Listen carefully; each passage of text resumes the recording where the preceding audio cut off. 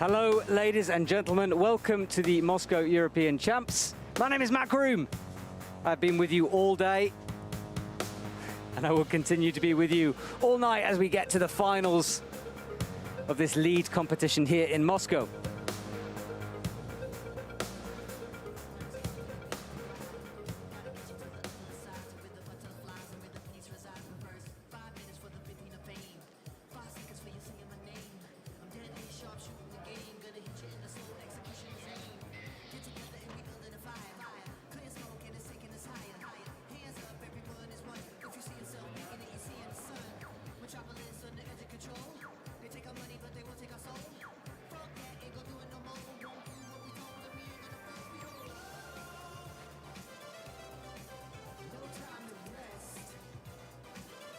So that's our stadium that we're competing on today. As you can see, that incredible lead wall on the right-hand side of your screen. We're just waiting for the athletes to come out and check out the routes. I've been briefed by the route setter. And we have something pretty spectacular in store for you today. You can just about see the men's route on the left-hand side of that lead wall. On the right-hand side, that's the women's route.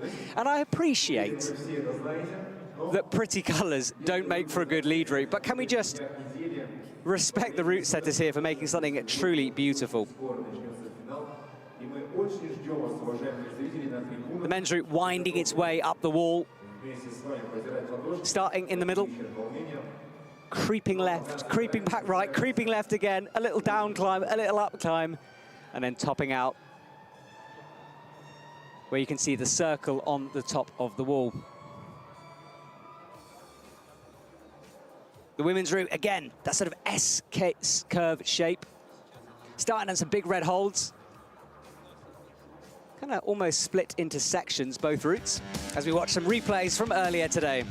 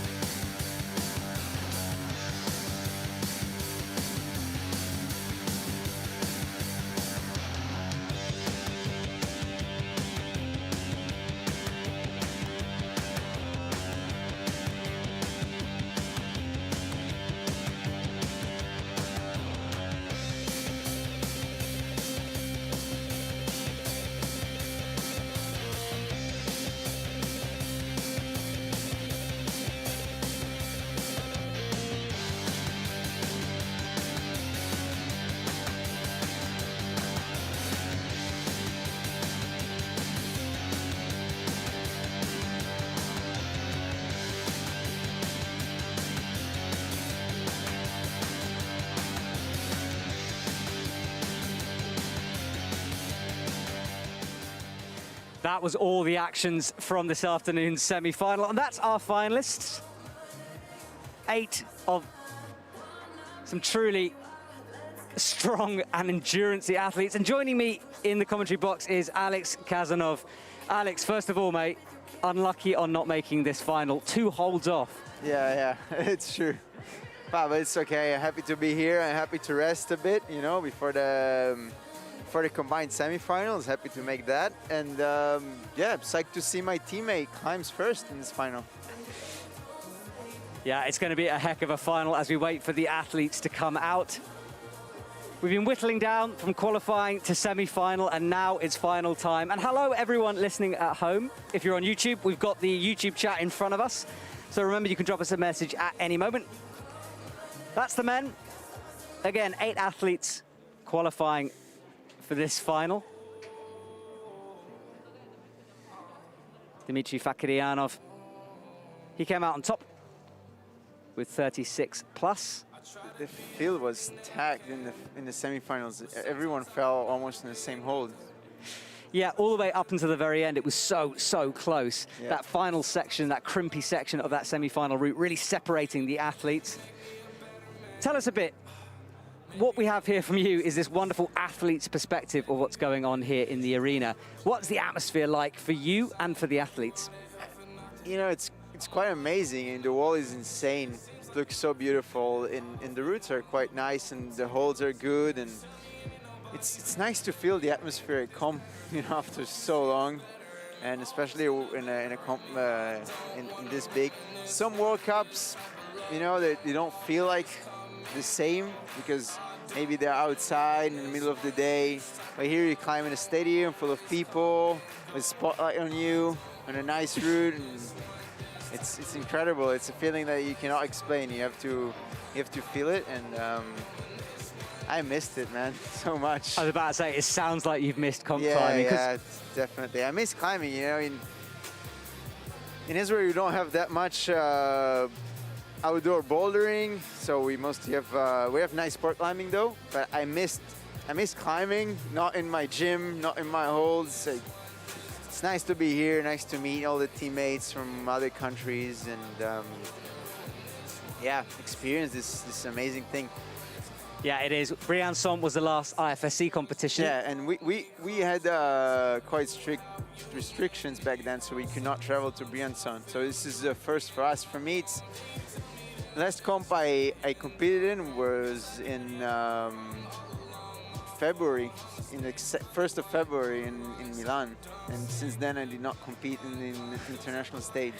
Yeah, I was looking back at the last competitions all the athletes competed in. It's all 2019. Yeah. It just seems like such a long time ago, doesn't it? So, 2 routes, 1 for the men, 1 for the women, and 8 athletes competing. Alex, let's just talk about how the scoring works before we get started. Yeah. Every single hold has a number attributed to it. The first one is number 1. Every time the athlete gets to that hold, they get that point. If they fall off at that point, that's the score they're awarded. So if they get to hold 18, they get 18 points. But where things get a little tricky, a little complicated, is the plus. Now, the plus is attributed if you use that hold, but there's some specific rules about that. The judges will award it if the athlete shifts their center of gravity and goes up with one hand. Now, Alex, as an athlete, you don't really need to worry about that, but as a judge, that's a tricky definition to work out, isn't it? Actually, you do worry about that. Sometimes you feel like you're gonna fall, so you're gonna try to go for it. But I feel like, you know, the way to do a proper plus is to go with the intention of catching the next hold. Like if you went to actually grab it, then you will get the plus. If you just went while falling, then you might not get it. Right, the light show starts here in Moscow. You guys psyched back at home, I know I am. I can't wait for things to kick off here. We've got a couple of hours with you to kick back, put us on in the background.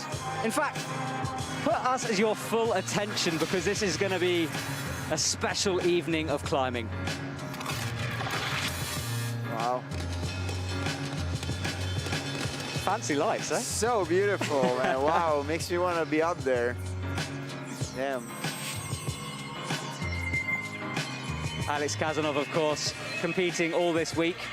Oh, man.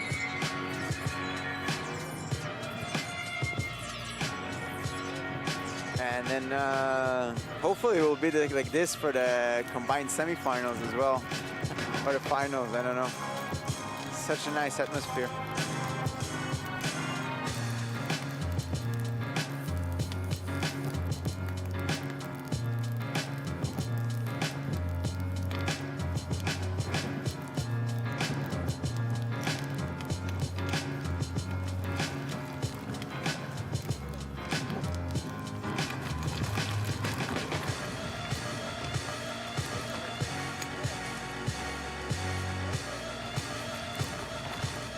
Alex, I've been saying all week, these lights are coming on. I'm not entirely sure what they're trying to show here. Have you ever seen Eurovision before? Yeah, of course. Yeah, it's a bit like Eurovision, you know what I mean? There's some kind of creative element I'm not quite getting here, but it is beautiful. Yeah, it is. If I had to guess, it's the cycle of life, maybe? Ooh, deep. I don't know, like thunder, water, earth goes back. I'm not sure what is this, but I mean, goes into the ground, then back to the air, and then falls again. Yeah, it looks like the cycle of life. There you go, Alex. Far deeper than I was going with it.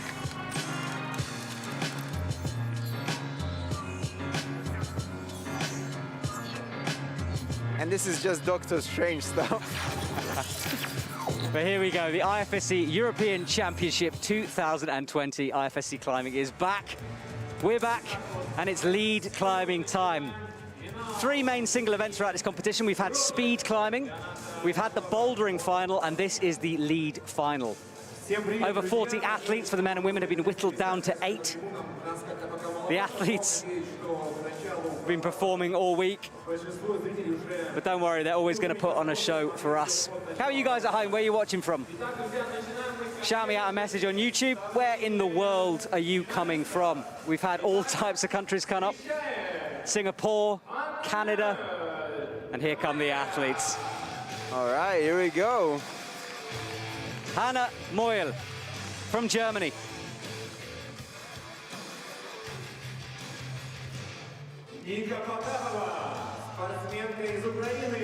That is Nika Potapova from the Ukraine.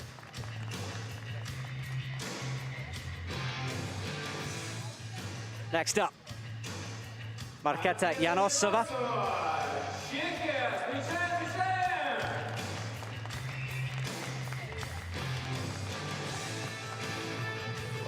So young, those athletes. Crazy. Next to the stage will be Great Britain's Molly Thompson-Smith with her binoculars. We'll talk about that in a sec. Next to the stage is Alicia Prosekova of Russia in front of her home crowd.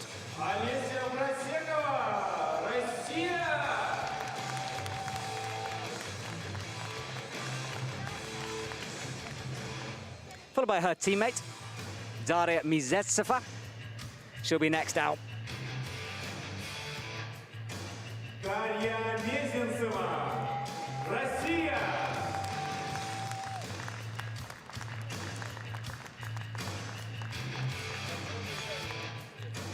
Two Russians in this final for the women. 3 Russians, apologies. 3 Russians in the final for the women. Eliska Adamoskova.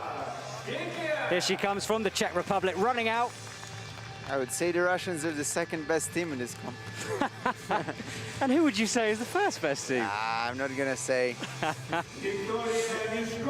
Victoria Meshkova, the final Russian athlete to join us on this stage. That's your women finalists, and they will be climbing first. The bouldering European champion, by the way. Yeah, and climbing strong all week. Let's see the men. That's Nimrod Marcus. Your teammate, Alex. Yeah, my teammate, my friend. Here's Vladislav Shevchenko of Russia. One of 2 Russian males in this final. Next will be Andrzej Perhaps of Slovenia. His teammate Jerne Kruder, of course, winning the bouldering the other night. Please go back and watch that. It was so exciting. Martin Stranik. What a legend. He strides out of the stage. Alex is literally waving at all the athletes, by the way, Yeah, as I'm they come waving to out. Nimrod so he can see me. And I'm supporting him. Hannes Pullman. What Oh. a semi-final that man had, eh? Next up will be Switzerland's Sascha Lehmann. A lot of support from him on the live chat. Nicolas Collin from Belgium. He's next out on the stage. Nicolas Collin, Belgium.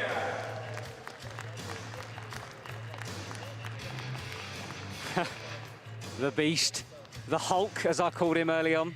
Crazy, still not bleeding from everywhere. Dmitry Fakiryanov from Russia. He concludes. Those are our finalists. 8 men, 8 women.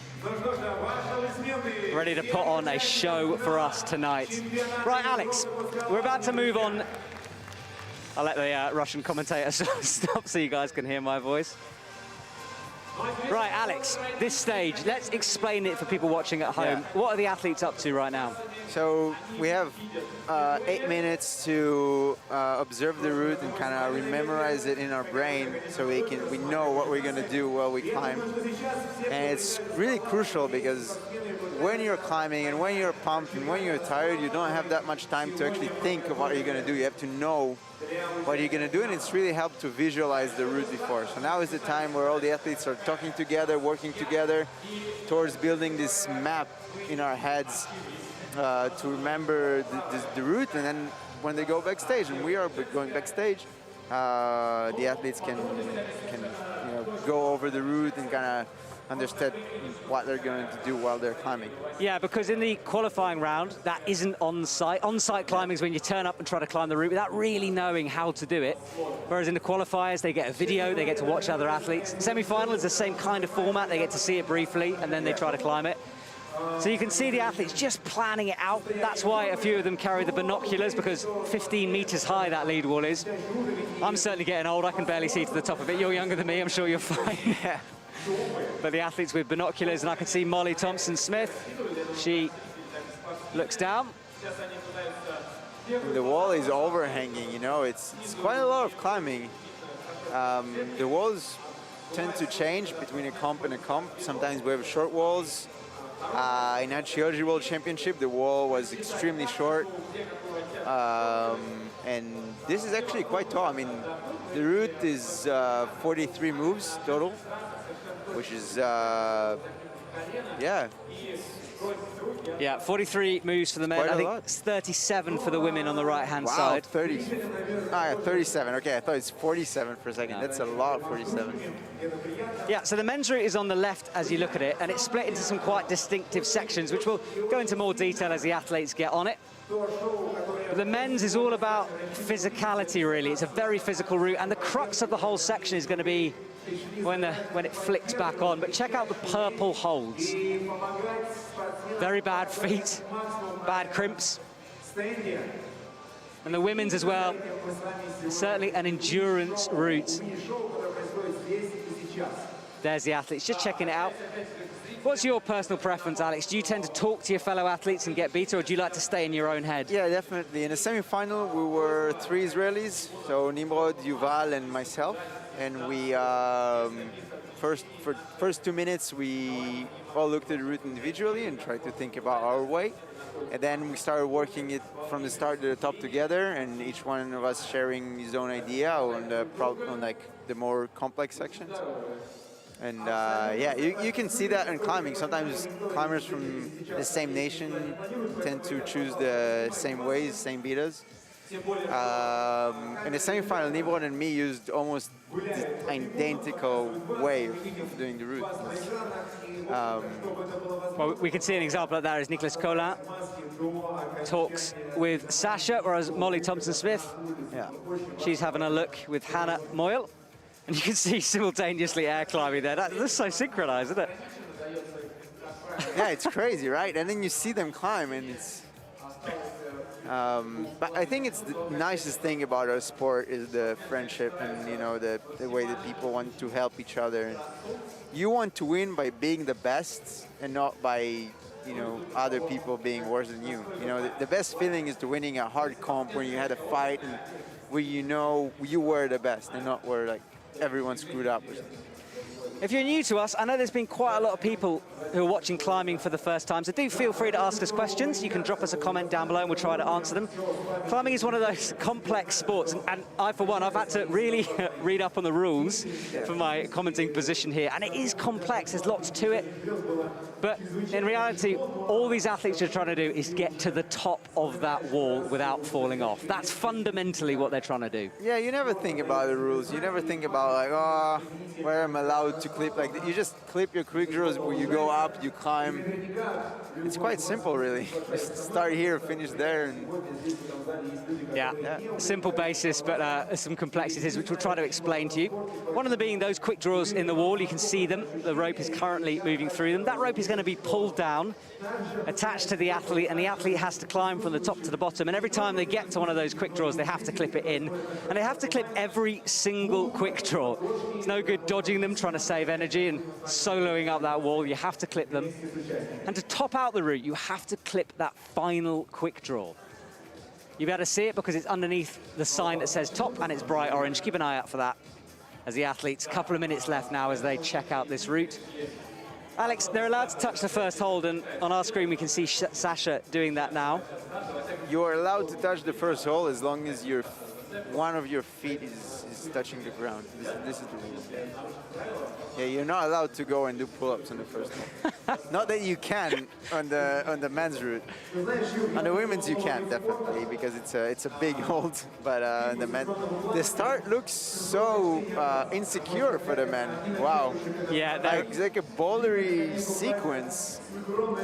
Yeah, it is. I was talking to the route setters about this, and they said it was tricky. They said they expect no one to fall on it, but it is going to slightly unsettle the athletes possibly. Yeah, the thing is about those starts is that they kind of mess with your head. You start and like, oh man, it's so hard from the start, and then it starts like everything feels hard suddenly, and yeah, it's and sometimes you tend to think too much about the start when you're not that experienced. For me, myself, I don't tend to do that many lead comps, so I'm not that experienced. And then suddenly I was thinking for the semifinals, oh, what should I do with the first move? Go right hand, left hand, and I mean, it's easy, it's just go and do it. But yeah, it sounds easy, doesn't it? In reality, very tough. And the pressure, of course, these guys know they're being watched.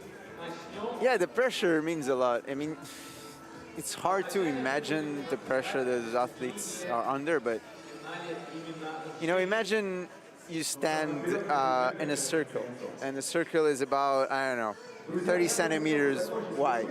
And it's easy, right? I mean, you can stand, but imagine that circle is like 500 meters in the air, and if you just step like to that position, that you can fall off. And this is kind of the same. It's not hard, but there's the situation where you're in the comp and you have only one chance. Changes everything, really. So my name is Matt Groom. This is Alex Kazanov. We're coming at you. Alex, one of the athletes competing here today, sadly not making it through to the finals, but it does mean that we have the pleasure of him in our commentary box, giving us some expert athlete opinions of this route. It's going to be the women who climb first, and you can see that's the women's route, the red starting holds, as the excitement builds in the stadium. Spectators are allowed to come into this stadium. It is separated, socially distanced. We're all wearing masks.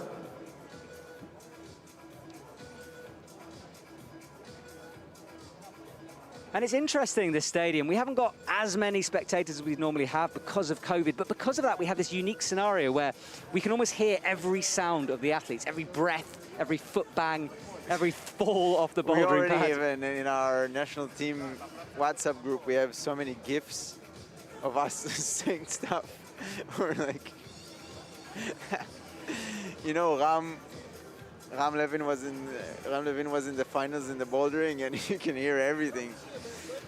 Yeah, every grunt from an athlete, every power scream.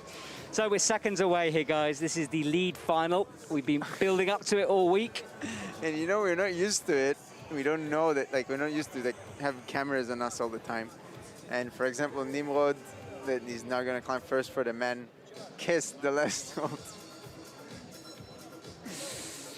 Yeah, exactly. It's very, there's a lot of scrutiny going on. And the camera work, I've got to say, has been pretty spectacular here in Moscow. We're not in control of the camera angle. We're commenting on what we can see. Luckily, we're in a fantastic position in our commentary box. We've got a screen, so we can see what you guys are seeing, but we can also see the whole lead wall. So we'll keep an eye on what's going on.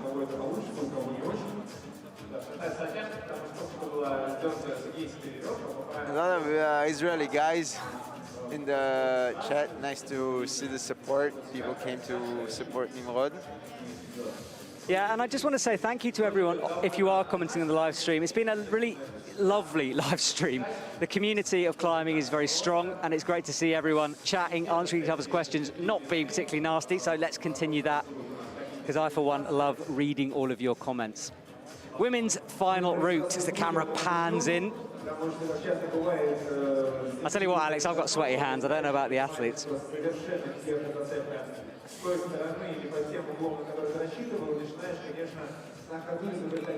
So here we go. That's the door. We're going to see the first athlete, who will be Hannah Moyle. She'll be coming out first. The athlete's order is decided on that semi-final round, so the athlete who got the best score from the semi-finals, they'll be out last, as Victoria Meshkova. Hannah Moyle, she was the last athlete, the 8th athlete to qualify, so she'll be out first to climb in front of us. As you can see, socially distanced audience. It's nice to have an audience, even if there aren't as many.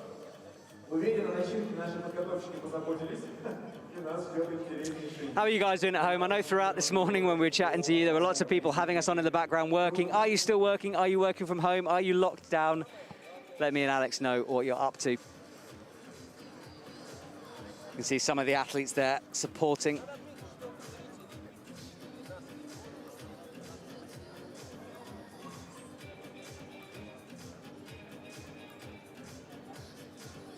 Just a brief pause as the DJ ramps things up. There's been a lot of comments about the DJ's choice of music. Some people enjoying it, some people not so much. There is always criticism about the DJ. I mean, some athletes like to have it chill, some people like to have it exposed. Like, mate, I'd be climbing fully to death metal, you know. I just need that thing smashed here around. Here we go. Hannah Moyle, out she comes. 19 years of age, one of our younger competitors. Interesting note here, usually in the IFSC provide the ropes and they're shared around, but because of COVID regulations, all the athletes have to bring their own rope. Just a little geeky fact for you there as Hannah starts off her finals route. Nice and steady through this first section. The athletes are looking just to settle down, work this route out. They only get one shot at this. It's a nice start. It's so interesting to see the difference in the routes. Towards, like, if you look at a route 10 years ago, it looks totally different. You know, with all the holes and the volumes and the style of setting, it changed so much. Few terminology we're going to be throwing at you today. Watch out for heel hooks. That's when the athlete uses the heel of their shoe to hold themselves onto the wall or to rest on the wall. And climbing shoes specifically designed for that. There's a lot more rubber than you'd see. And right now with her left foot, she's toe hooking. So again, rubber coming across the front of the show, allowing the athlete just to hold themselves into the wall. And there you go, one of those heel hooks. Right, 6 minutes, Alex, to climb this route. Do you think time's going to be a factor? No, I don't think so. The route is not particularly long. 37 moves is quite a standard. And it looks flowy, like just keep on going.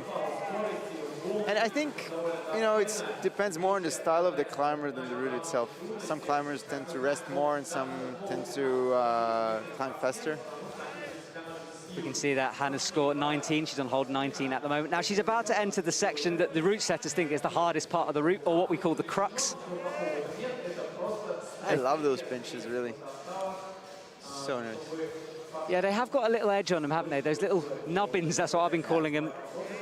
that the athletes can just use to crimp their fingers onto, wrap their thumbs around. And, you know, one thing to look out for is skin issues in this comp. I mean, athletes climb for 5 days straight, and skin is an issue. And those holds are sharp. Oh, nice. Hannah bumps up that right hand, looking strong now as she makes the clip. Now composing herself as she nears the end of this crux section. Drops that knee down, takes a moment to rest, chalk up. You can see there from that shot just how bad those holds are as she rocks up, locking off her right shoulder. Nice recovery from her.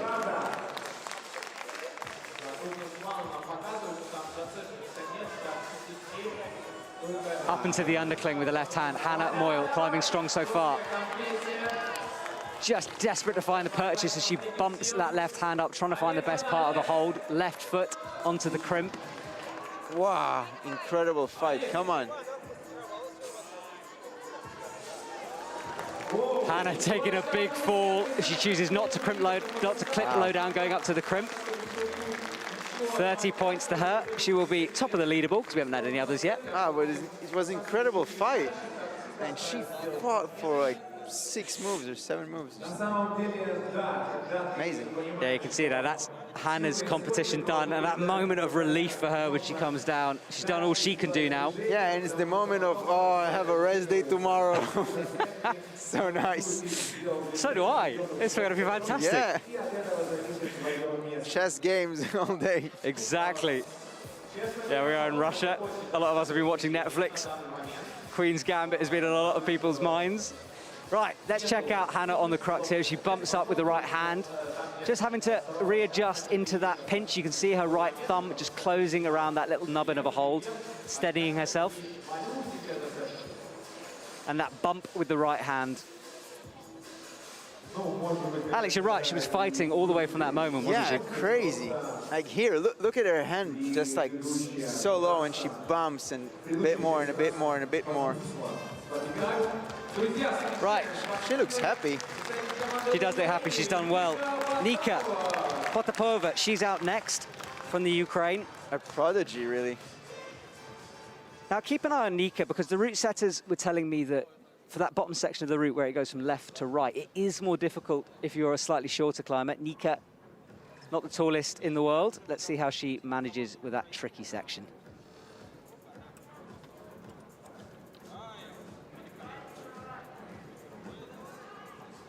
Here she goes. A different approach for the start.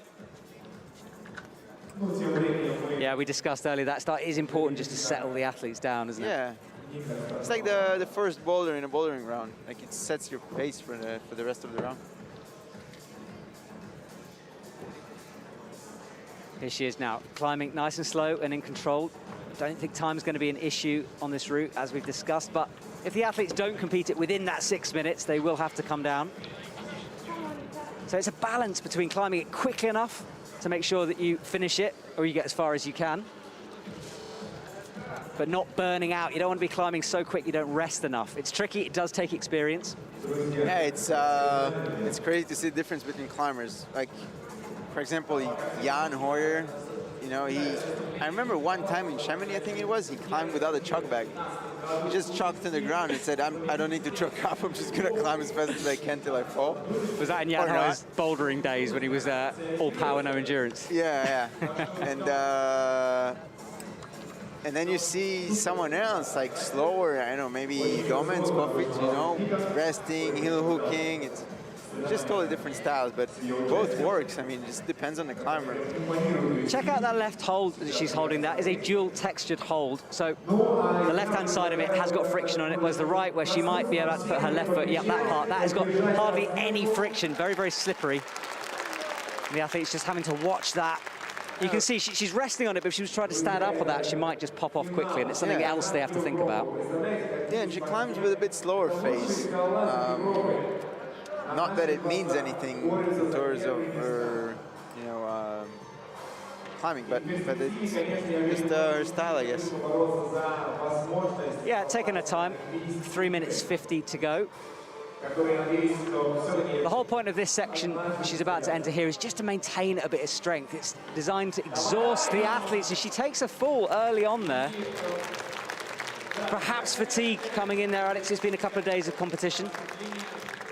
You know, nerves, fatigue. I don't know how she's doing in the ranking for the combine. Maybe she needed good results. But yeah, she definitely did not climb with the confidence you want to see. But it's a final route. It's a hard route. You know, it's. Yeah, Niket, 19 years of age, remember. Can't believe she's 19 already. I've got quite an interesting stat. If she had won, she would have been the first person, male or female, to get a lead medal for Ukraine at the European Champs. Seriously? So wow. If we talk about pressure, that's something in the back of her mind that's really going to... The same for Nimrod, actually. If Nimrod is going to get a medal, it's the first medal in the European Championship for Israel. Right now, the only medal we have from the senior IFSC comp is the World Cup I won in 2018. So it's going to be incredible to see something like this happening. Marketa Janosova, she comes to the stage now. You can see still air climbing, still just remembering. It has been a little while since she's looked at that route. She's just familiarizing herself with the moves again. Here she goes, chalking up as she begins her final. We were talking about Jan Hoyer, apparently he's in the chat. Hello, Jan, if you're watching. What did he say? Just been pointed out by other people. Marketa now, from the Czech Republic. Expressive climber you could see on her face.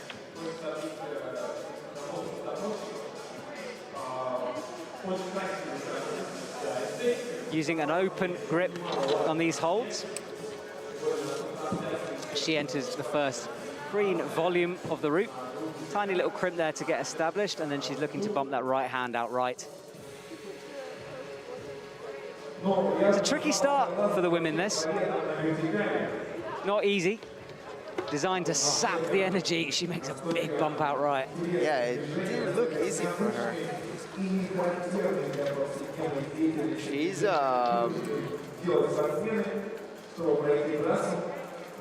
looked hard for her. Yeah, you can see she's just resting there, just trying to recover some energy. Yeah, that first bouldery section. You can see the scores on the right hand side of your screen. Hannah Moyle. Whoa! No! Early fall there for Marketa. Alex, we talked about her struggling. Her head's in her hands right now. Not what she would have wanted. Wow. What a pity. Yeah, I mean, I think she got a bit nervous in the start. The start maybe was a bit harder than she expected, and the moment the foot slip, I thought she can hold the green volume without the feet. It looked like she already saved herself. Oh man, so sorry for her. Yeah, you can see distressed. You can see how much this means to these athletes. You know, you get one chance, especially in these times of COVID. I mean, you never know when is the next time you have the chance to compete at this level. You never know where you're going to be. And, you know, it just, it's disappointing not to do the best out of this chance. Yeah, we're watching a replay now of that moment. You can see, or you might be able to see her hands just starting to uncoil there. Just a foot slip, that's all it was. She went from the heel, turned it into a toe, and that was enough just to pop her off. Molly Thompson-Smith now. She's starting off as we have one more look at Marketa sitting in the athletes holding area. Just chatting it through with her fellow competitors. One of the stronger athletes in this field. Definitely a favorite. See what she can do. Yeah, Molly having a slightly disappointing bouldering semi-finals for her. She's looking to redeem herself with this lead final, and it is her specialism. It's what she's the best at. Yeah, and you know what they say, when you do better in the normal round, you win the combined. As Magos. That is very true.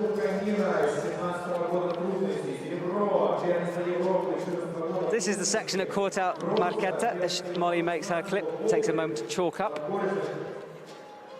She bumps her hand down. Quite a big move coming up with the left hand. Almost horizontal there as she palms down on that green volume. Slight adjustment of the feet just to get ready for the clip. Remember, this is the first time the athletes have climbed on the route. And Alex, how much does it change when you're up there? You've seen it on the ground, sure, but when you're up on the wall, things are different. I guess it's depends on your experience. Sometimes it surprises you. Hopefully it will surprise you in a good way. The holds are better than you expected. Sometimes they're much worse than you expected. Sometimes it's exactly as you thought they are. It just as better you become, or like more experienced you become, you can visualize the route, you know, better. Yep, Molly climbing quickly here. 4 minutes to go. She bumps out that right hand onto the pinch. I think this is it's a hard move that she just did. It's a hard move. Absolutely, and a lack of feet as well. Nice knee bar there.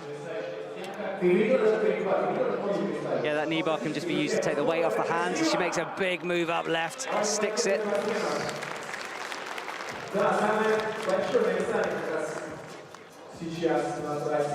Molly choosing not to use that other red hold as she bumps up with the right hand. It's starting to look slightly uncomfortable. She'll want to heel in here at some point. You can see her just eyeing it up. There's that heel. Not the way Hannah did it, but it looks safer, maybe easier even. Smart climbing from her.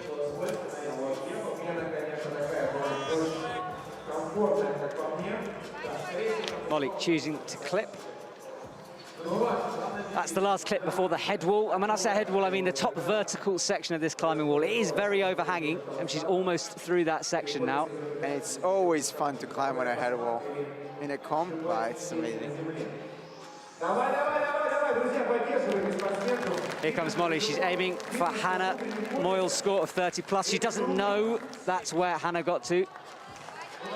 She's just trying to climb as high as humanly possible, hopefully top the route out. She matches that green volume. Nice. She does more hand moves than Hannah, but looks like it's safer. She looks quite well in this position. Molly entering the head wall now, that vertical section. She's going to make a clip. Hannah, of course, not clipping that, deciding to try to go up to the next crimp. What can Molly do? This is a big move. Nice. All right. Molly just looking for that crimp with her left foot. We'll see a replay of that, but it just seemed when she was adjusting it, she was on the wall. She tried to mantle the left hand to bring her left foot higher. And looks hard. It looks like a hard position. I don't know, maybe it's better to switch feet, or just like, maybe you just need to be a bit fresher. But a high point it is for her. So she, worst case scenario, she will stay in the same place she qualified to the finals. Yeah, fist bumps all round. Yeah. Molly, the fourth climber, out. We're halfway through this women's final. And looked like there are a lot of hard section before this move. So I don't know. Maybe it's a good result. We'll see later. Lovely to see you guys supporting the athletes on the live stream. I know you guys have missed competition climbing as well. It's cool to be back here in Moscow. As Molly, look at that move, palming down, pressing out, cutting loose. So much going on at the same time there. So powerful. I mean, just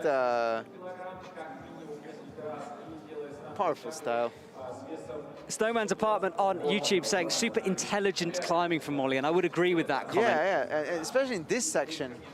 She didn't go big moves, she went small moves, heel hooks a bit. I mean, looked efficient. It does. This is her fall now, as we can see. Watch her left foot. She tries to come up, just misses that fold, just slightly beneath it. But that's a good example of how small these holds are for the athletes. She pings off. What a shot. I don't think we need to describe what's going on there. Molly, Molly doing it for us.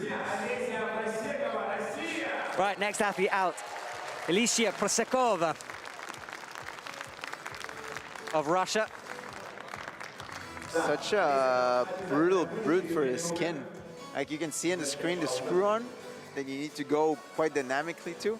So sharp. And imagine those climbers climbing for 5 days, and they're gonna have only one rest day before they combine. Skin is an issue. It's a thing that you need to take care of. I can't imagine climbing for 5 days. I'm about a day and a half max, and then I need a break. Yeah, it's... Replay that of Hannah Moyle. currently lying in second place as she bumps up. And this is the move that got her, that crimp. It's not only climbing for 5 days, it's competing for 5 days. And you know, with the COVID, we need to stay in the hotel and isolate ourselves. And it's a challenge. It's not that we can go, relax, take a walk in the city. You know, we're in our rooms. We're really limited with our, you know, choice of food. And yeah, the conditions are not like perfect for recovery. So it's just this fatigue that you take on day after day. And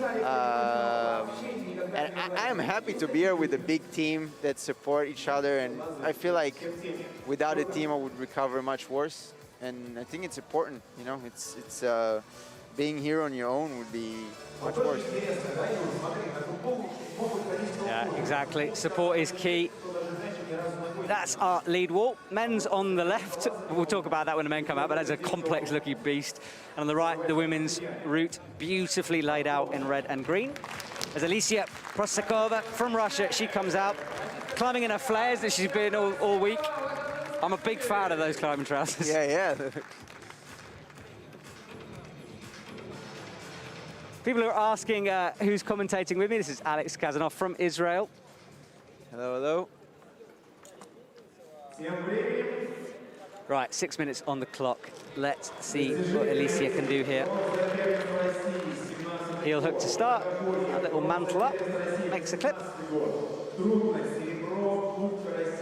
Let's see how she deals with this. We've seen some athletes really struggling to get through this first section, others just cruising it.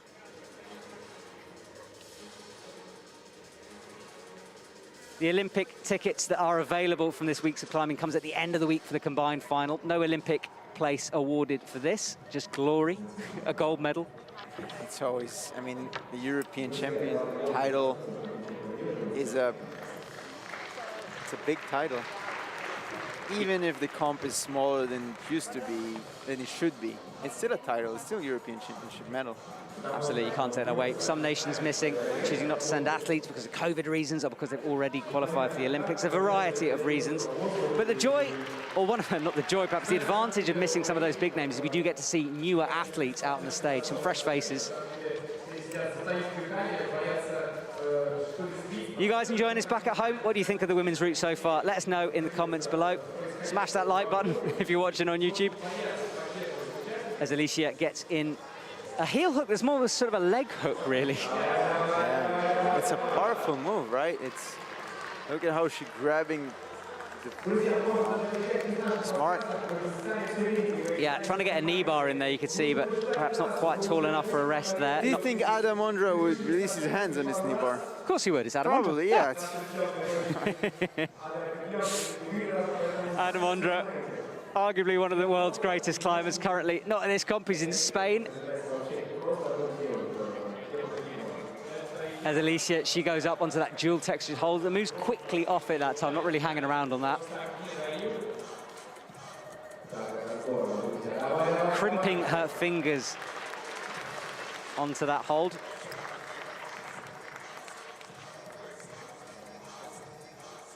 And we've seen almost every athlete heel hook on that little crimp.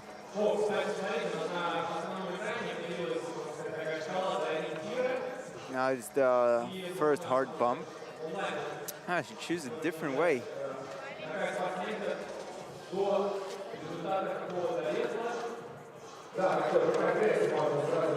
There she is, making a clip. A few people asking about back clipping. You can just clip that rope in any way you want during a competition.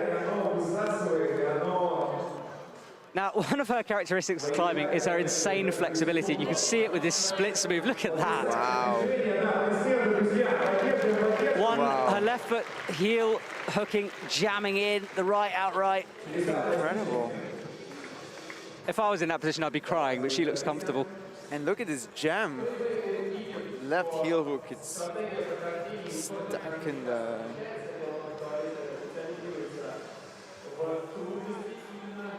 It's great to see that bar on the right-hand side, giving us a live update on where the athletes are. I love those face shots. And you can see her face, like how she tries. Sometimes from the back, everything looks easy when the climber does everything right, but when you're climbing, sometimes it's actually really hard. Alicia now, she's about to enter the hardest part of the route, the crux. A few ways of doing this, and we've seen athletes doing it differently. She's really utilizing these foot jams here between the two volumes. Smart climbing from her.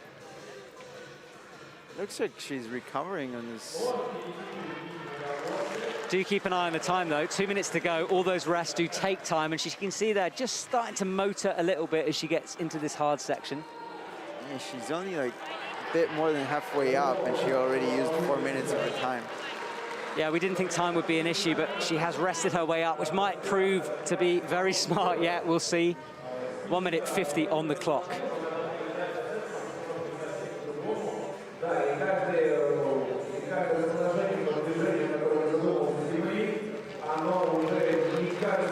She has some tape on her ankle, and the left hope is not an issue. She uses a lot of left heel hooks here. Yeah, she really is. She bumps up. You can see where the chalk has come from other athletes with that pinch. She makes the clip, that quick draw extended.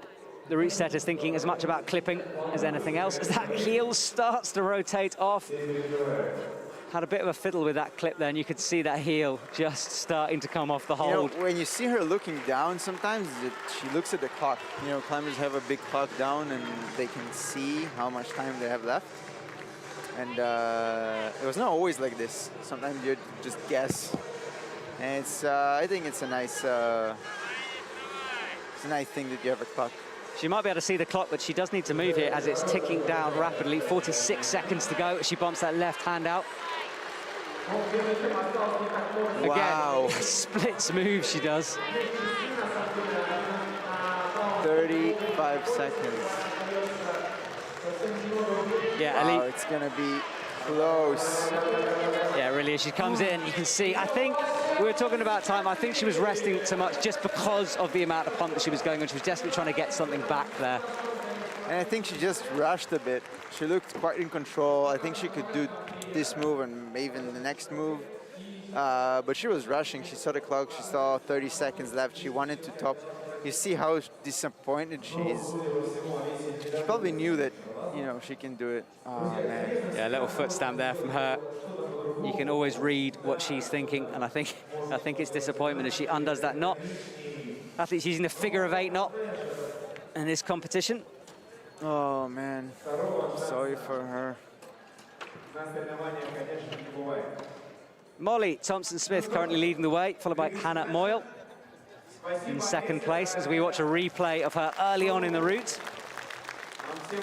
Alex, do you think this is perhaps where she started to lose some of that endurance? Because we saw her resting so much throughout that route. I don't think endurance was an issue for her. She looked just like a classic, you know, a good lead climber. She could rest, she recovered.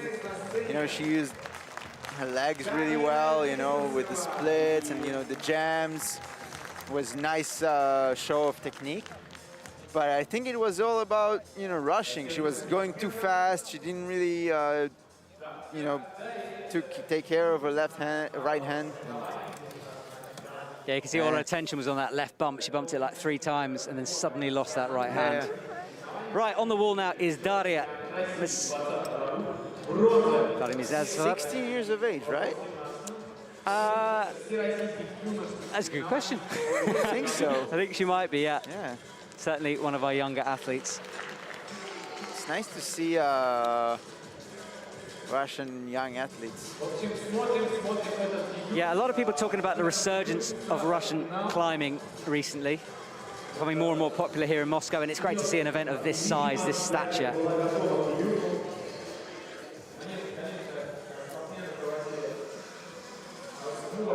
I guess they also have quite a lot of pressure to perform well. It's not easy to have a comp in that size, and you know, I know that the Russian commentators really like tend to support, you know, the athletes, but it's also just puts a lot of pressure on the athlete when you have someone saying in the mic like, "Here's our hope for a medal." You know, it's a big responsibility. Yeah, heaping pressure on pressure as she goes up with the right hand. Most athletes going left. Such strength from her as she bowls her way through that move. Reaches down with the right hand to clip. Great route so far. Nice to see so many athletes doing so many Yeah. different things on it. And no ties, which is something to respect. Yeah, nicely balanced by the route setters. Daria going up with the left hand. Daria Misintova of Russia. She just cuts loose. If you're joining us around the world, we are live on the BBC. As a Brit, very excited for that one. We're live on YouTube, of course. Lots of ways to watch this stream. And nice to see you guys getting involved in lead climbing and comp climbing. I know you've missed it. I've missed it. Daria now entering the crux section of this route, looking strong so far. She drops that left knee down.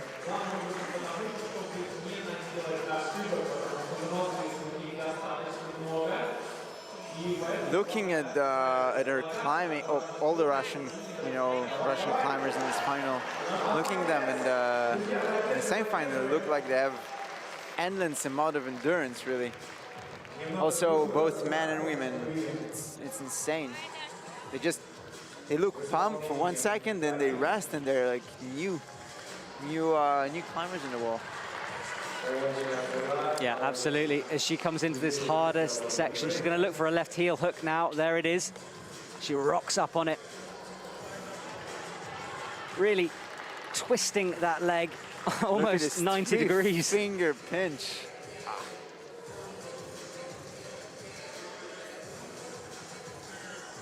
There you go, matching that hold now as she goes up, crimping this, using the heels to rest her way up the route. Smart climbing from her, bumping that heel up this time as she makes that clip. Plenty of time, 2.5 minutes on the clock.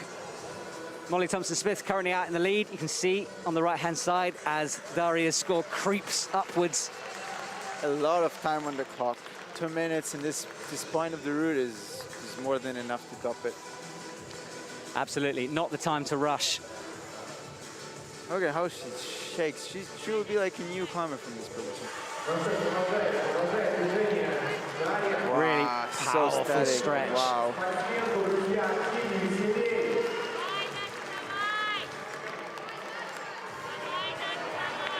Bumping the feet as she slaps up for the pinch. Alex, I don't know what you thought, but to me, it just seemed like her feet were slightly in the wrong position, looked quite low for that move. It's just a really powerful move. It's just this move that you have to go big, and look like from her climbing that she has a lot of finger strength, but in this position you had to do just a big move on the pinch. Yeah. Maybe if we're gonna see a replay, then you can see that how she didn't catch the pinch right. She just had 4 fingers on the hold. 2 more women to climb as we watch some replays of early on in this route. You can see less of a heel hook, more of a leg hook, really. Hope everyone's enjoying it back at home. We're having a great time here in the commentary box watching the highest level of competition climbing here at the IFSC European Champs in Moscow. Eliška Adamovska is announced to the audience as she strides out confidently. As we see Daria's fall there. She looks up at what could have been, what was. Looking emotional, staring at the camera. So hard to have a camera shoved in your face after something like that. As the Israeli team, we love that. To tell you that. You guys are just show-offs, right? Maybe a bit. Maybe a bit, a little bit. I wouldn't know anything about that, of course. And always in a good way. Eliška Adamovska, she starts off.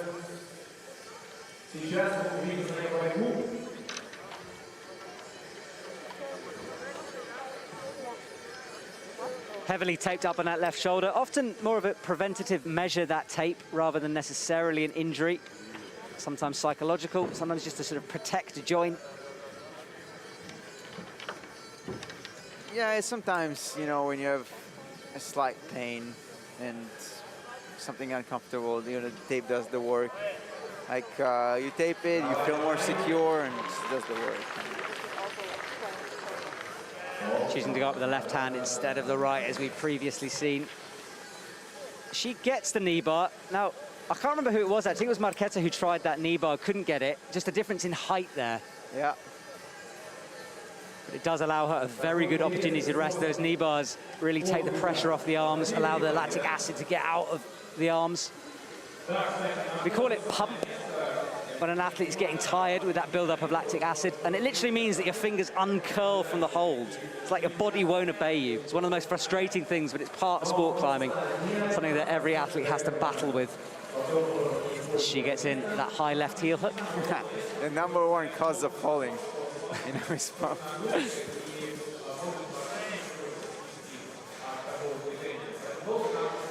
She looks at the... She's climbing with such confidence. Yeah, again, another athlete utilizing that foot jam there on the left-hand side. Heel pressing on the volume, toe pressing against the other volume, really locking in that move. Keep the chats coming, guys, if you're watching on YouTube, and hello if you're from the BBC. Welcome to Sport Climbing.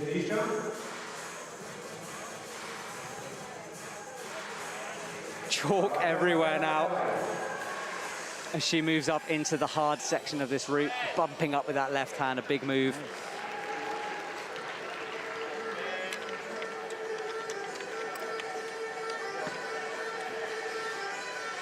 Also live on Sport Israel and the Olympic channel, covered by a variety of different platforms. That's made me nervous saying that, Alex. There's lots of people watching this. Nah. It's okay. I'm really happy that a lot of people watch climbing nowadays in Israel. I'm so happy that it's became so popular and it got the stage that it deserves. And tell you, in a few years it will be like the new Japan. Eliska now, if she gets into the business part of this route, not looking like she's struggling at all with 2 minutes 50 on the clock. That's the pinch that undid Daria. Nice. So, she climbed with such confidence. I'm so impressed. Come on. Here's this wow, so strong. Yeah, she's just resting with that drop knee there. Yeah. Statically goes up to that hold, looking calm, cool. Already secured, you know, the high point. Yeah, wow. she moves into the lead, as you can see, all that pressure. Now, check out these massive volumes. And watch this move. She's going to have to cross the right hand through, which she does, making it look easy, feet down low. Now a jump to top it off. Yeah, look at this jump. Big dyno to finish off. The clip down by her waist. She's going to take a swing if she drops this. An exciting move as she eyes up that last finishing jug. Could we see our first top of the evening as Eliska Adamsovska? She looked at the clock. She knows she has time. She's going to rest a bit, rest the arms. Wow, amazing climbing, man. Wow, really. She takes her moment now, shaking out, resting, getting ready for the last dyno move. Left foot, here she goes, stretching out and taking the whipper as she comes down, giving it everything. Alex, what a moment that was. Wow, incredible climbing. I'm so impressed. I don't remember watching her climb so much in the past, but it was really impressive. And yeah, the last jump is hard. It's hard. Route setter said it's easier to jump actually with one hand. That really surprised me. When I looked at the route, I was sure it's a double dyno, but yeah. Incredible performance. Is it enough though? One last athlete out, Victoria Meshkova from Russia. Will she take the win in front of her home crowd? Big smiles all around now as we watch a replay of that route. A masterclass in control. And the determination on her face as she pushes through that crux section of the route, getting the heel hooks in. And that static move. Fantastic performance, but we have one more to go as we see that big swing, the big jump. There's the athletes just comparing notes. 36 plus her score as Victoria. She just takes a moment to look up, walking towards the wall. One final athlete. There's your leaderboard at the moment. Will it change? Oh, my fingers are so sweaty. I am nervous, my heart's thumping. I hope yours at home are as well. 6 minutes to do this route. Time not really playing a factor so far, purely down to difficulty.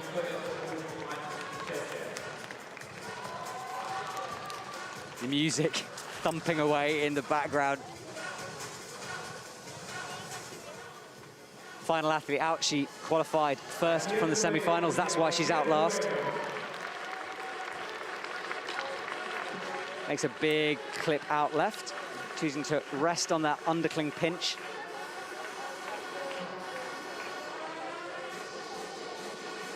European bouldering champion already. Incredible. If she can win the lead as well, I don't know if any woman won both of those titles in the same time, in the same comp. Yeah, Victoria winning the bouldering the other night. Can she do the double in front of her home crowd? That would be truly, truly special. Yeah.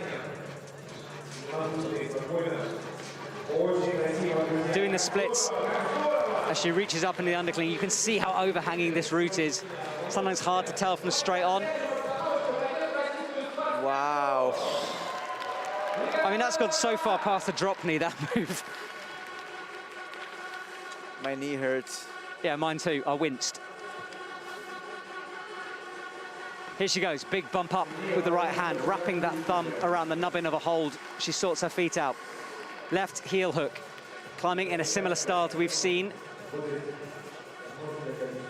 Resting now as she matches. Having a think, composing herself, nice and calm so far. So much pressure on Victoria, the final athlete out. She makes a clip from down low. Halfway through the hardest section of this route now, looking relaxed. You can see her leaderboard. She's going to need a top to take this victory. Left-hand pinches, this is energy sapping as she reaches up statically into the good part of that hold. So confident, she looks so strong. It's incredible. Right, on the undercling now. One of the last good holds, really. She sorts her feet out to make that clip. Russian crowd starting to chant, starting to clap. She did not clip, but she's gonna do it now. She looks slightly more tired. She's still on as she moves up, right hand cross through. A rest coming up if she can make it. Chalks up, left hand out. She needs a top. Are we going to see one? Victoria Meshkova, final athlete out. I'm pretty sure she just needs to go for it, and then she wins the comp. Yeah, this all comes down to this second for her. Already a bouldering champion. Will she become a lead champion?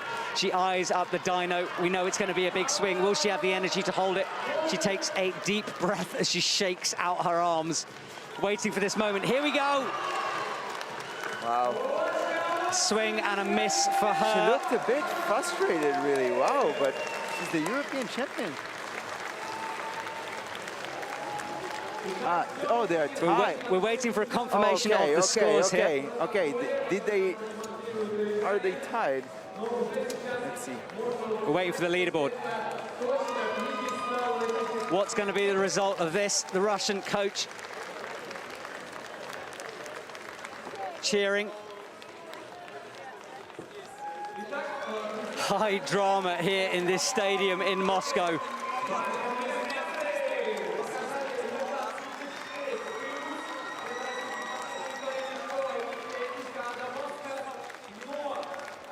According to our scoreboard, she does take the victory. Victoria Meshkova. European double champion, wow. Damn, man. Double European champion, what a moment. Unbelievable scenes here. Alex, I'm gonna have to run across the stadium in a couple of minutes and chat to her. Incredible, wow. I mean, we were chatting about her being a double champion. I didn't really think it was possible. Honestly, like, fatigue surely has to play a part in that. Skin, I mean, wow.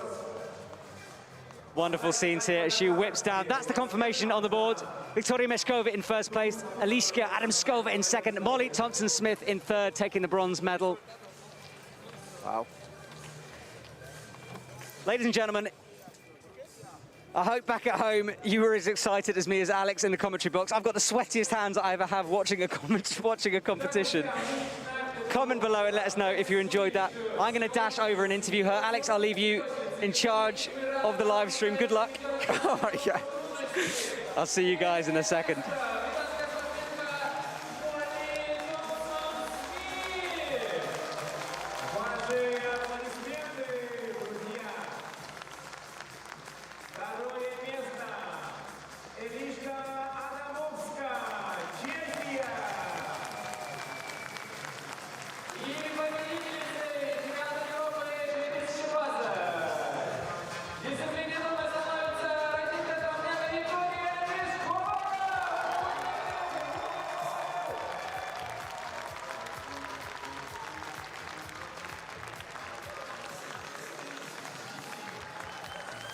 Давайте аплодисменты всем девушкам, всем спортсменкам.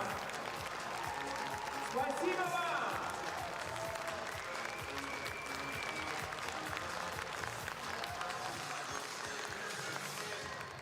Нешуточные страсти, прекрасные эмоции и от спортсменов, и от зрителей. Друзья, спасибо вам большое, что вы сегодня здесь с нами.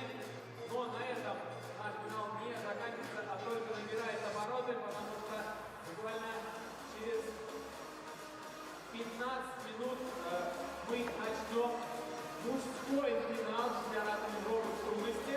И узнаем, из чего же сделаны наши мальчишки. Да? Но там, знаешь, не мальчишки, а накачанные здоровые мужики.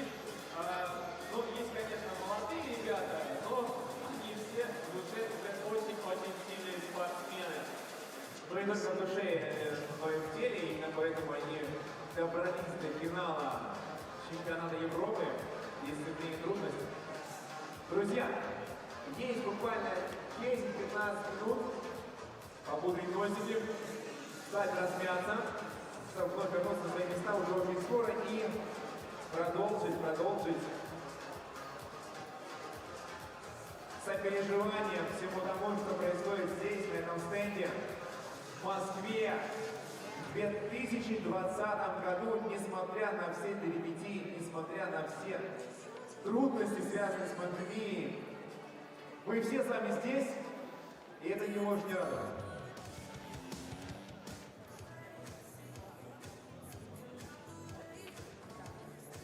How are you feeling here tonight? I really happy, but I want a top.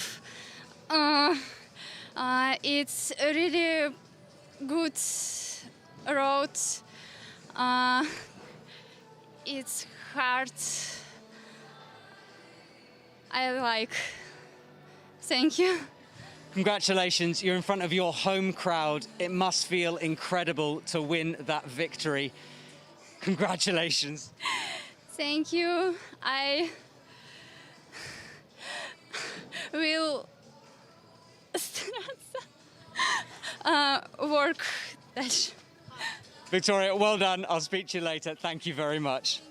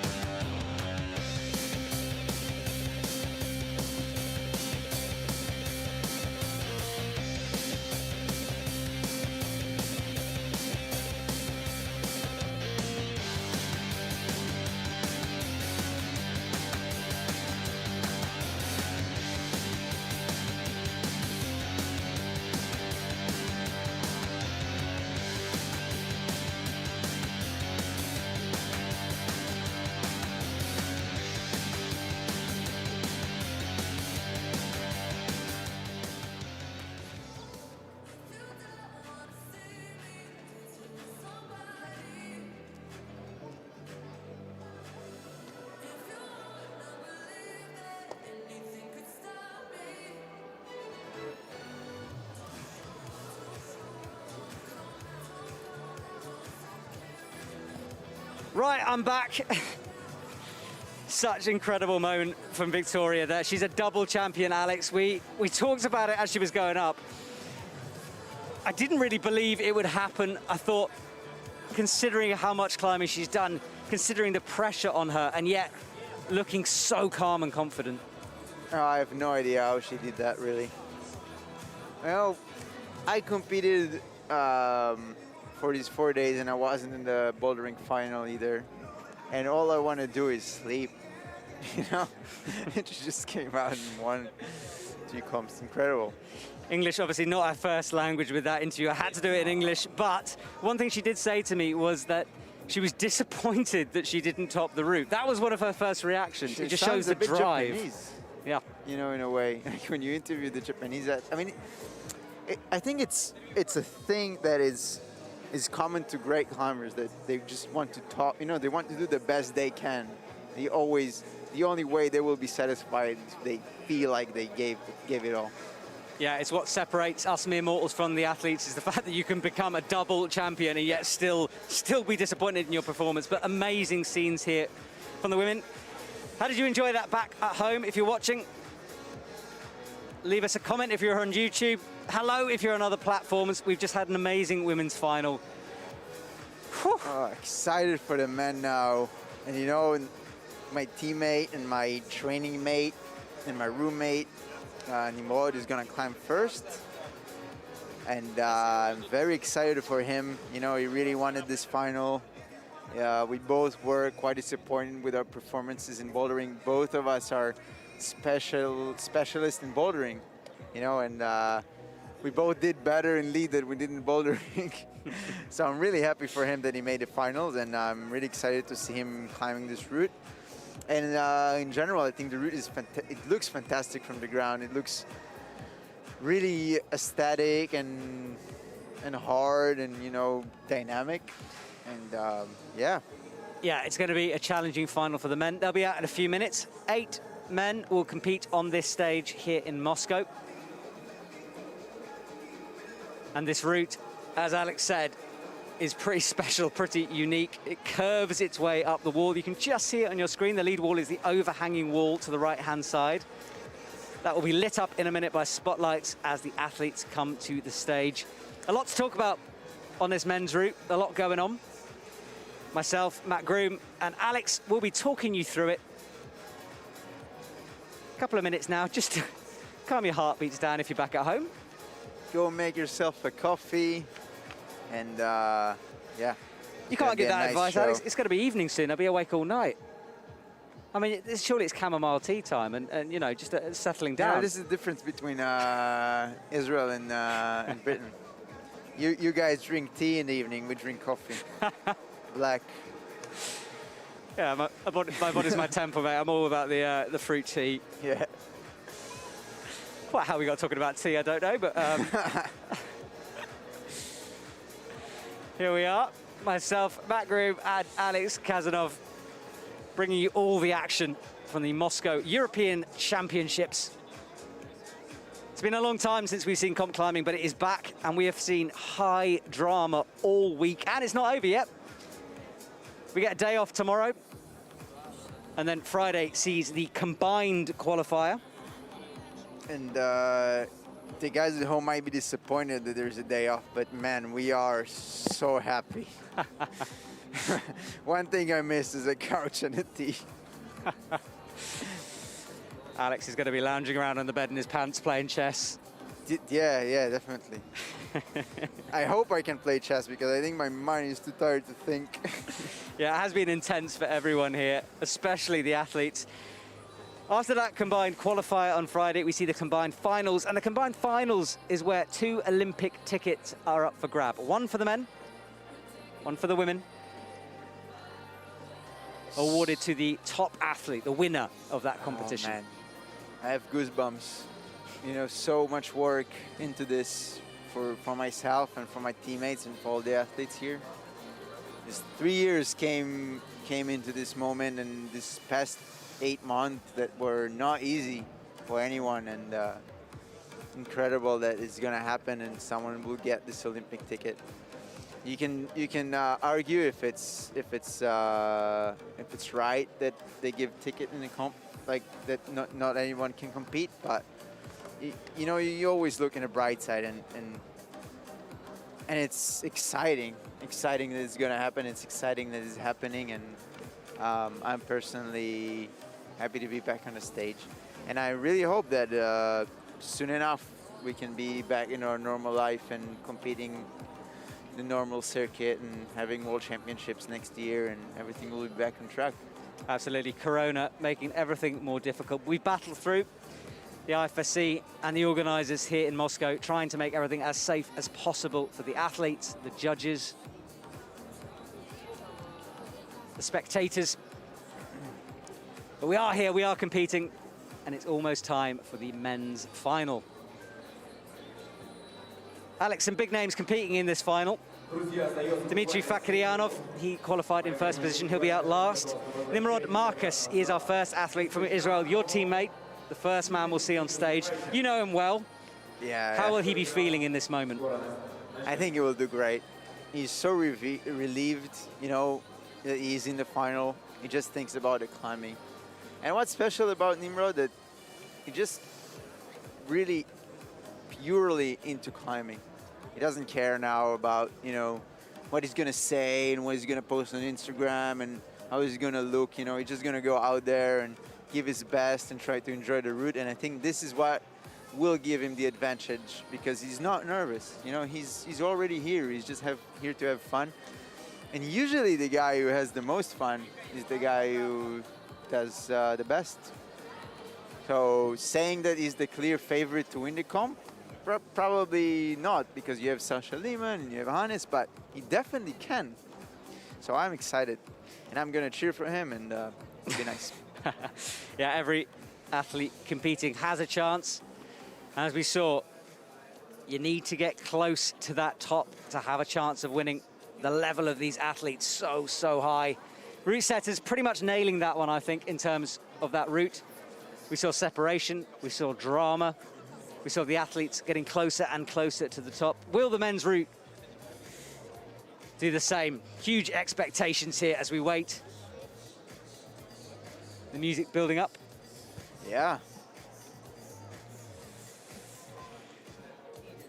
Right, hello at home, if you're commenting on this live stream. If there is a question that someone wants to ask me, I can answer while we're waiting. Exactly, we have a captive athlete in the commentary box here. He's an expert. If you're new to climbing, if you've got a question about climbing, about comp climbing specifically, do you want to ask Alex? Keep it clean, and I'll be able to ask him your questions. We are minutes away here as we look out at the stadium. The speed wall on your left-hand side of the screen there.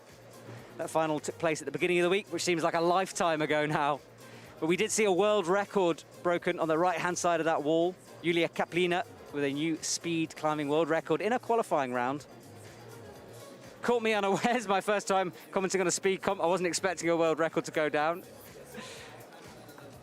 Exciting moment for me. Wow, yeah, definitely exciting moment.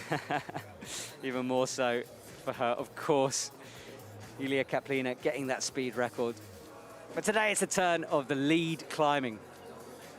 Slightly more sedate than the speed, but just as intense. Yeah.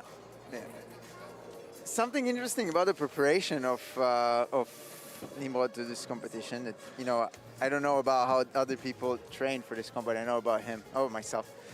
We really used the different tactics to train for this comp, and we went a bit outside of climbing, and we did some movement trainings with Ori, our physiotherapist, and we did a lot of movement exercises to like be more aware of our body, like handstands and flexibility. And I think it really helps. Like these days, the routes are so diverse and so dynamic, you know, in bouldering especially, you never know what you're gonna have. Suddenly you can have a new move that you've never done before, like a penta dyno, and then you never did that. So you need your body intelligence to count on, and it's something that I see more and more in athletes, that they use different ways to train, not only on the wall. It's interesting you say that because I think often we think of training as just fingerboarding or grinding away at the gym. But yeah, full body awareness, flexibility, dynamic movement, all that plays a part in these routes. I know a lot of people watching are locked down or certainly not able to use gyms, so hopefully it's a bit of an escape for you. As we look at our list of athletes coming out, Nimrod Marcus, he'll be out first.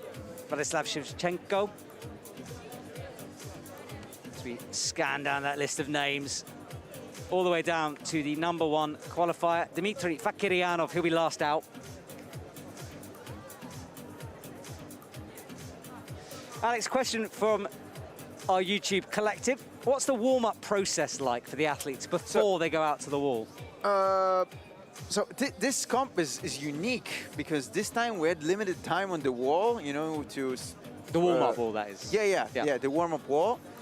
Because of COVID, we had restrictions of how many people can be on the wall at the same time. So we had like time limit for a warm-up. So it changed a bit. But usually in a normal day, not in COVID era, we have, you start with a full body warm-up. So you do some cardio, then you do some stretching or some movement, and you go on the wall. And then it changes between the disciplines. For speed, you do more explosive moves. For bouldering, you just start with easy boulders and you progress your way up and you try to warm every style. So crimps, slopers, maybe some shoulders. And for lead, most of the athletes like to do some boulders for the start and then they do circuits. So you get a little bit of the pump before you go on the wall to reduce the chance to have a flash pump. You know, we have flash pump usually. Maybe some of the climbers that watch it, they know when you're not warm enough and you go on the lead route, you suddenly get pumped really fast. So to avoid this, you do the warm-up. Right, the light show has started. We are minutes away, ladies and gentlemen, from the lead men's final. We've already had high drama in the women's final. Viktoria Meshkova, crowned double champ, having won the bouldering finals the other day. Wonderful achievement for her. So emotional in front of her home crowd. But now it's time for the men to perform. As if the tension wasn't ramped up already. We've got dramatic music, we've got lights.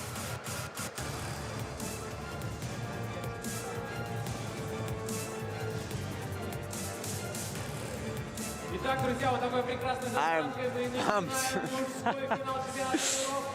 Alex is excited, I'm excited. Here we go. Nimrod Marcus from Israel as he strides out onto the stage. Already air climbing, already trying to remind himself. Or as we say, bon elech. Alex teaching me Israeli as we go along here. Yalla Nimrod, ten barosh. He's looking calm, as you said, doesn't seem nervous, seems prepared. This is Nimrod, you never see a facial expression. always ready. Watch out for this first part of the route. It is tricky immediately to start with here, even though they think the athletes won't fall. Right? I mean, that slopey left hand, tiny little volcano hold. Let's go, Nimrod. Come on. Here he goes, left foot up. Nice and controlled to start with, just easing himself into this route as he makes his third clip. This route curving to the left to start with, then coming back to the right. A lot of core tension required, a lot of body tension. Looks quite comfortable, the hold, chokes almost every hold, looks strong. 3 moves away from our first big challenge, which is the dynamic move. Oh, well, I think it's the dynamic move. I didn't see anyone doing it, but... Yeah, according to the route setters, it is a bit of a jump. You can do this first move statically, apparently, and then, as he does, and then you have to drop down. You'll see now a little pop. Nice. Two ways to do it, that static way or a full jump to that hold, depending on the athlete. I think it was smart to stop. He looked quite strong, and now he can shake. And it looks like before it was the intro to the route, and now from this position is gonna start. You know, the pump is gonna build. And all right, here we go. Oh, wow. Catching himself, he bumped up with the right hand. I just had a small heart attack, man, wow.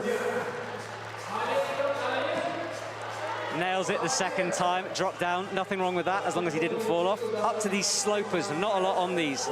As he cuts loose again, rotating the right, hooking the left toe underneath that volume just to support himself on the wall. Lucky loves those holds, the black holds. Yeah, scary moments there. All right. Right, heel hooks. He puts that little slip behind him. Chose to clip quite late. All right. Nice, come on. Right, now he chalks just his right foot on the wall. 2 points of contact, again cutting loose. Such a dynamic route this. Looks so confident. Nice. This next section of the route, beautifully designed. It kind of drops down to the left, then curves back up to the right, as you can see. Those big purple volumes topped with the pink crimps. Bumps his left hand out. Now he's got to work his way out. Technical climbing with very little for the feet, as you can see. Another cross through. Come on, come on, come on. Nice, nice, nice. Thinking that was a hard move up there. Wow, power screams his way up. He's fighting now. Come on, Nimrod. Hold 31 for him, nearing the head wall of this route now.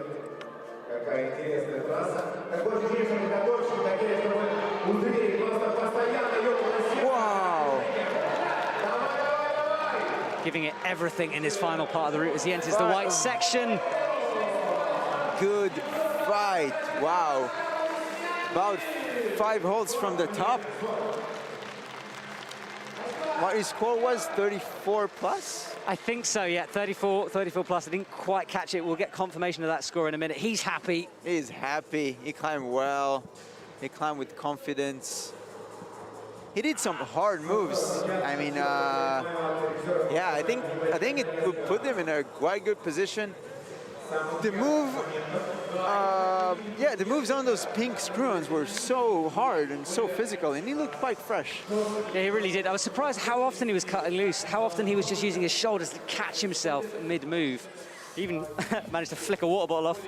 Hopefully we'll see his moment, the scary moment where he went up, dropped back down again. Wow, that was so scary. Here we go, this is it. Pops up, slips, comes back down, catching himself.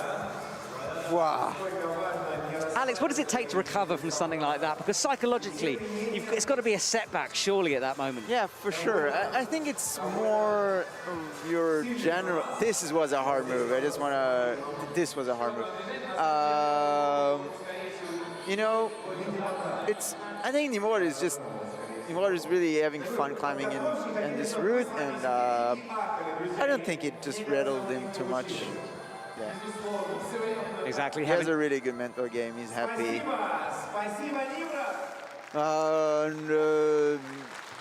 37 plus is the confirmation of his score. We shall see if that will be enough. 7 more athletes out on the wall. Next Russian climber, Vladislav Shevchenko. As Nimrod just gets himself settled down in the athletes holding area. Vladislav climbing in front of his home crowd as he walks through the curtain, gives a little wave, and back immediately focused. 22 years of age. I keep saying that, it's not 22 years of age, 22 years old. His moment in the spotlight as he looks up, familiarizing himself again with the route. It's been a while since he's seen it. Silence drops into this stadium as the tension builds for him. Big number on his back.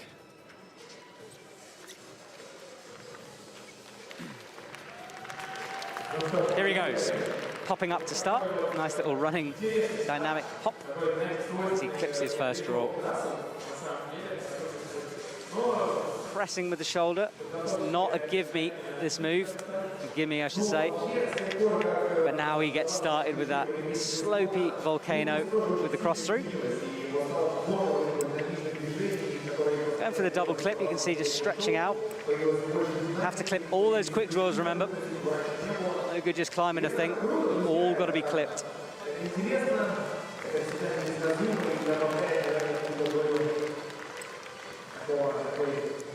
Up it comes to the right hand. You can see our scoreboard now, if you're just joining us. Nimrod Marcus set the benchmark high for the first athlete out with a 37 plus. Yeah, really high on the route. Nice to see the first climber demonstrating the route. Let's see what the rest can do. Yeah, crossing through, choosing to static that movement. Here comes the dynamic pop, catches it nicely, takes a moment to compose himself as he bumps his hands, stretches up with the left foot. This guy is a classic lead climber. He has a huge amount of endurance. If you've seen the semi-final, he looked quite pumped. And at some point of the route, it looked like he was gonna fall. Then he chalked for 2 seconds and fresh again. So one thing that when we're gonna see him fighting, you never know if it's actually like the end or it's just a phase. Yeah, certainly something we see from these Russian climbers. This move is endurance. Makes a lot of problems. Okay. Yeah, I think it's just deceptive. It is really overhanging that section, further away than some of the athletes think, I think. Into the slopers.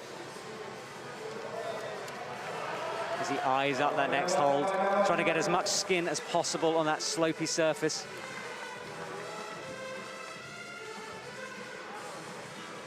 Looked calm, he looks strong, has a lot of endurance, as I said. Flexible. Oh, one thing that defines Russian climbers is flexibility. Yeah, absolutely. Had a high toe hook there, just steadying himself in as he goes almost horizontal to make this clip. Pretty much horizontal. What a shot that is as Nimrod watches on. Big swing left. Techie section of the route here. Right, a lot of now cross is the throughs. hard part. Now, before it was just an intro. Yeah, watch for these foot swaps as well. The feet do peter out at this point, as you can see. Just a little swap and a cross through.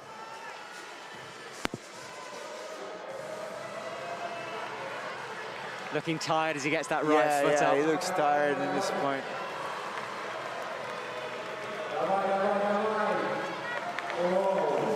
He looked a bit, you didn't see it on camera, I seen it from here, it looked a bit like he stepped on a bolt. It did not change so much because it was just before he fell. But, yeah. Yeah, not meant to step on any items in the wall. Time will tell. We just kind of missed that in the camera angle, so hard to tell from our position. We are quite far back from the wall, so we shall see. Vladislav Shevchenko. His night is done. I think he got a bit rattled. Like, he looked quite calm, quite strong, and then he got to this move, and he suddenly was strange in his body, and it looked hard, and he was not decisive enough. Yeah, looking slightly annoyed with himself there as he goes to the athlete holding area, but you can see the pump in that man's bicep, those veins popping out of his arm. Nimrod Marcus still in the lead at the moment. 2 athletes gone, 6 remaining as we watch a replay of this dynamic jump. You're right, rattled I think is the right word for it. You can see even then, just not quite getting that hold as he would have wanted. Yeah, exactly. And I think we're just gonna see it in a second, but on the top of the route, look how calm he is. Just, all right, everything is good, I'm strong, look at him, like, everything is good. And then once he got to this hard move, he suddenly just, you know, sometimes it's shocking how a move can like be a stopper. Yeah, you can see that.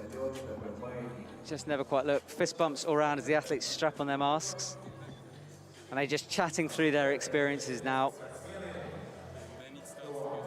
32 plus for him. Currently lying in second place, but 6 athletes to go. I think we might see that change. Andrzej Perhats as he enters the stage. Andrzej, really strong performance from him in the semi-final round, and altogether in the lead comp. A boulder specialist, a medalist in World Cups last year, and one more guy that unlucky 7th place in bouldering, and now he's in the lead finals, redeemed himself. Yeah, from Team Slovenia. Juraj Kruder, his teammate, winning the bouldering gold the other night. Again, the 2nd best team in this comp.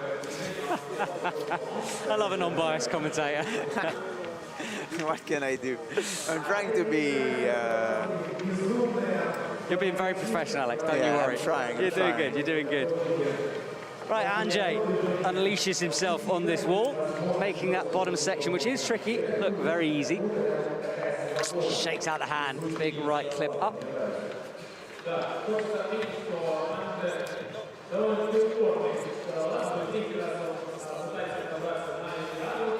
As he gets established with some cross-throughs. Victoria, the women's winner, is behind me.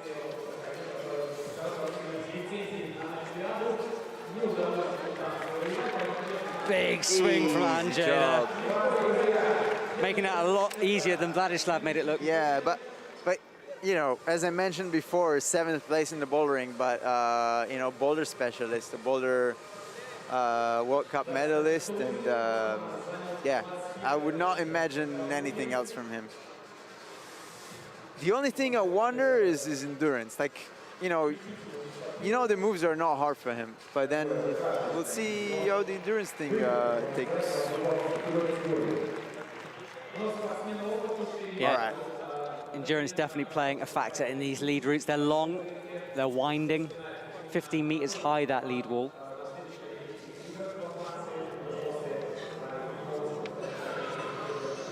Coming into this section, still looking fresh for him. Yeah, it looks pretty good. You can see those tick marks on the wall, just designed to help the athlete out a little bit. Not give anything away, but just there's a slight hidden hold or a point they need to hit. It just gives them a little clue. As you can see, that thumb on that tick mark there. Shaking out. He knows the crux is to come. He's an experienced climber. He'll have read the route well, trying to save himself for this moment. Now, as I said before, the hard starts. Once you get a ping hold is the action. Where now he needs to fight in every move. He needs to really, you know, push himself, push the palm, push his body. Looks strong, definitely. Okay, the first stopper move is coming up.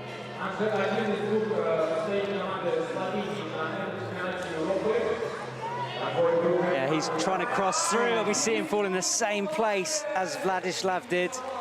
It's a hard move, and I think it was a mistake that he crossed below his hand. But good climbing. Yeah, you could tell as he came down, sort of slight grip as he looks up, just trying to work out what went wrong with that one. So, Nimrod Marcus still in the lead. Yeah, it's a good performance from Nimrod. Good performance. Yeah, he came out strong. 3 athletes gone. Remember, they have 6 minutes to climb this route. The time not being a factor so far in either of these routes, which is always nice to see. I hate to see athletes getting timed out by the clock. Always better to see them. Yeah, I think this route is not built for timing. I mean, there's no place to rest really, except after the jump, and it's so low on the route, you don't want to waste your time. Yeah, it's relentless, isn't it? You just got to go, go, go on this.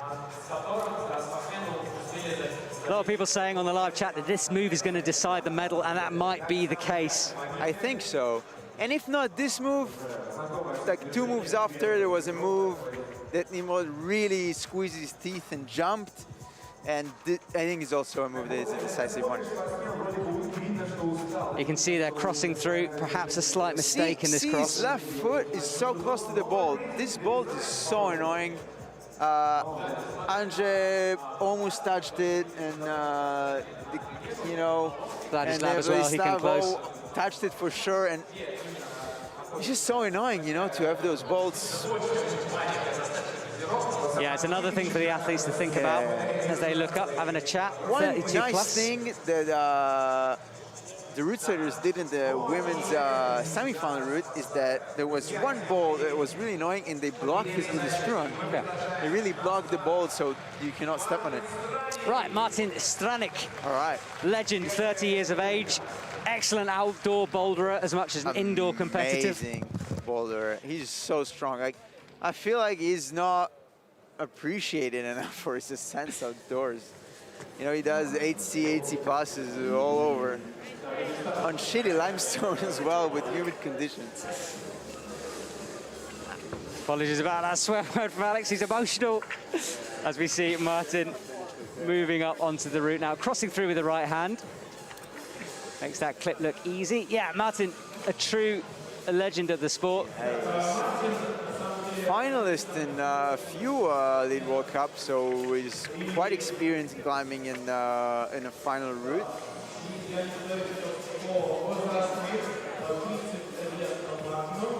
Again, climbing with confidence. The start doesn't look so problematic. Yeah, there he goes, crossing through onto those blue volumes. This is the jump, all the athletes deciding to go for the first half statically and then the pop, as you're about to see. Jump. No swing at all, he just stopped himself dead, didn't he? Yeah, he looked a bit rattled in terms of where to put his feet, but once he went for it, it was smooth and no problems at all. Yeah, Martin Stranek. He's really strong in his fingers, so he's definitely a one to watch when we will arrive, and hopefully he will arrive in the crack section and a ping hold. Yeah, crimps are small holds that the athlete has to literally crimp their fingers onto. You'll see an example of that in a minute. Whereas right now he's on a sloper, a big flat hold requiring more friction. Lots of different types of holds. And the route setters can use whatever they want in their devilish bag of tricks to challenge the athletes. As Martin crosses through, he's just below that section that Alex was talking about, that crimpy section, as he makes a low crimp.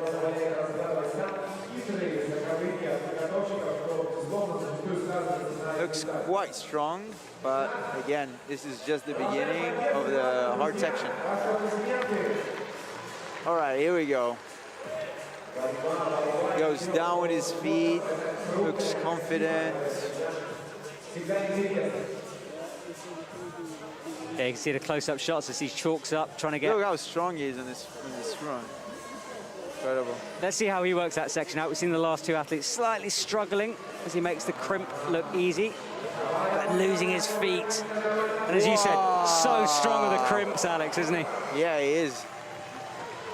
Oh, just a slip of the foot. Well, good work. As he comes swinging down to the stage. Alex, you called that. I mean, such finger strength. You saw him, he lost his feet at one point and was just there on those little crimps.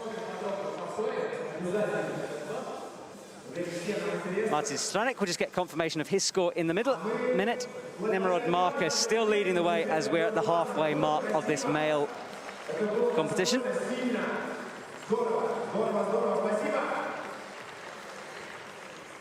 There he goes, going back, smiles to the camera, nice to see.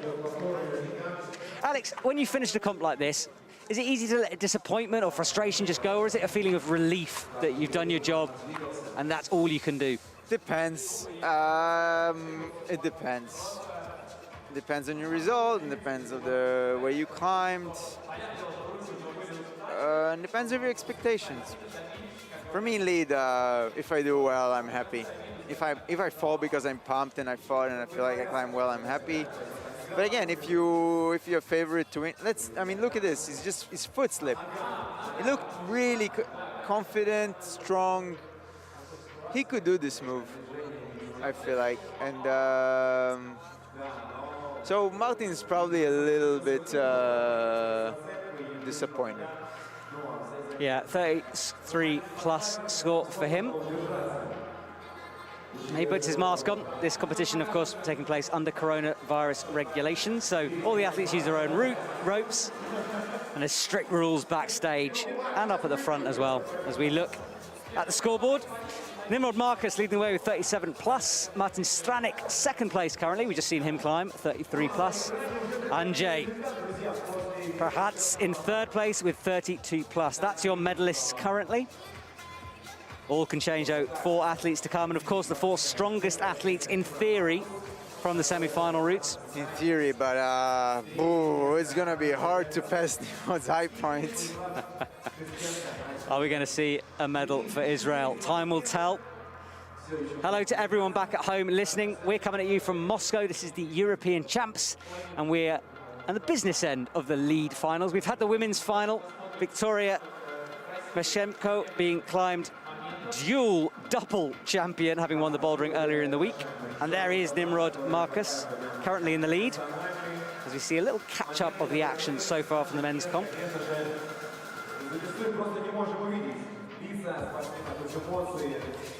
We see that toe hook there from Martin Stranek and the foot pop.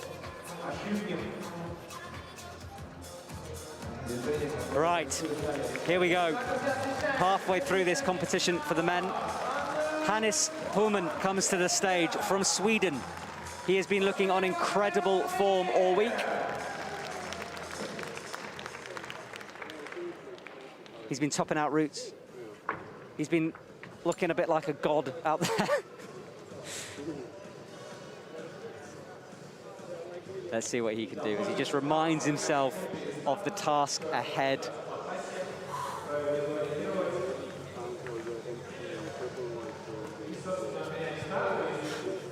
Good evening to everybody watching. Time is 8:30 here in Moscow. Hope you're all having a lovely afternoon or evening, wherever you are in the world, or morning. All right, let's see. Hannes Pullman, one of the masters of lead climbing in his comp. Great shape in this competition so far. Yeah, he makes that bottom section look very easy as he speeds through. 6 minutes, of course, on the clock. He's had 30 seconds. Time not a factor so far.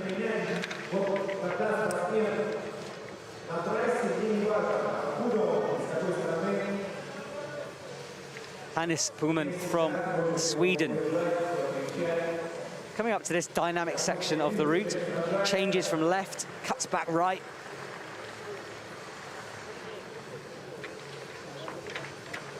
As he reaches up to make that clip. Every athlete so far choosing to static this move, as he does with the left hand. Then comes the jump. Nice. Yeah, no worries so far from Hannes. I can feel Alex getting nervous next to me. Dude, my heart is pumping so fast. I'm sorry, I cannot talk so much. It's fine, don't worry, I got you. As Hannes goes upside down, he inverts himself with a knee. Unique resting position, fair play to find that. As he drops back down to a more conventional resting position. Yeah, I guess it's not a really important position to rest because, all right. He is taking his time though, perhaps. You see, he wanted to smear his way. He wanted to like smear and jump to his hold, but then he looked and I think they're quite surprised of how far it is. Yeah, he's almost going to campus it now, which he does. Campusing, of course, not using your feet, just slamming up with the hands. Look at a hard way to do it. It is a hard way. Will he regret that as he moves into this slopey section? Starting to breathe heavily now. Hannes Pullman possibly in trouble as he speeds up. I think it's just his style, really. I don't think he's in big trouble yet. I wonder what is this campus going to cost him. But, he is in a great shape. And he is a good lead climber. And he can recover and he can shake a bit. And, yeah. All right, 2 more moves before the real action starts. We're going to see... the hard part. All right, here we go. Crossing down here. Most athletes choosing to do it in a fairly similar way. Just crossing through, bumping that left hand. And now the feet run out. Now the crimp starts to hurt. He went below. I don't think that's the good way of doing it. Wow! Outrageous strength on display here as he gets through that section. Wow. Hannes Pullman, you just gave us a heck of a show. That was wonderful to watch. Crazy. Nimrod is in a crazy position. Perhaps not the best way to climb that route, but certainly entertaining. We saw an upside down inverted knee bar. We saw an outrageous catch on that final hold. Top action from Hannes Pullman. All the athletes giving us a show here tonight. So pumped he can barely undo that rope there, you can see. There's one of his coaches. What a beast. And you guys on YouTube commenting along as well. Yeah, beast. Power. Nice save, yeah. Both myself and Alex raised our hands as he caught that move in shock that he was still on the wall.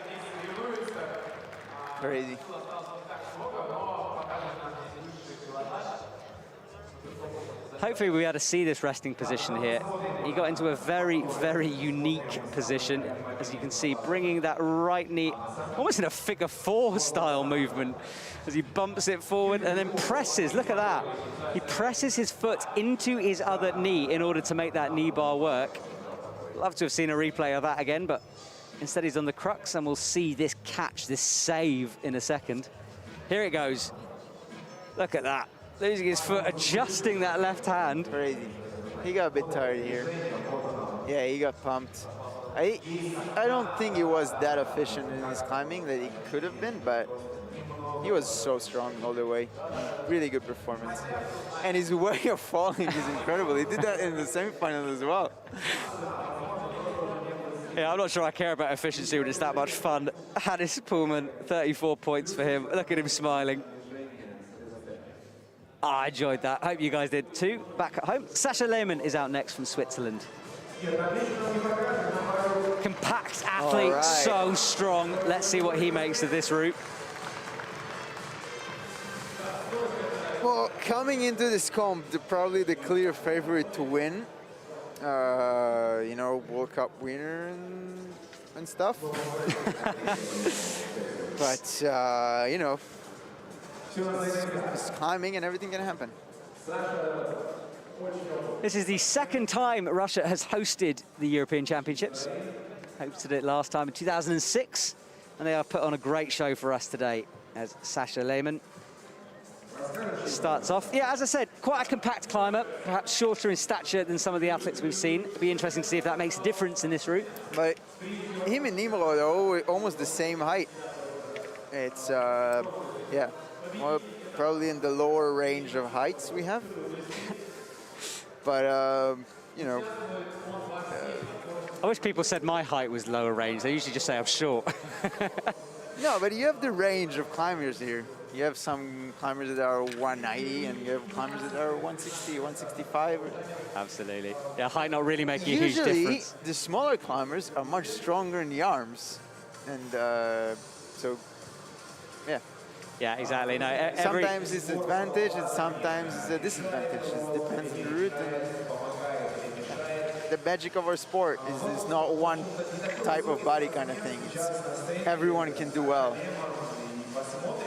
Sascha Lehmann staticking out again. Here's a little pop and a swing, and the catch.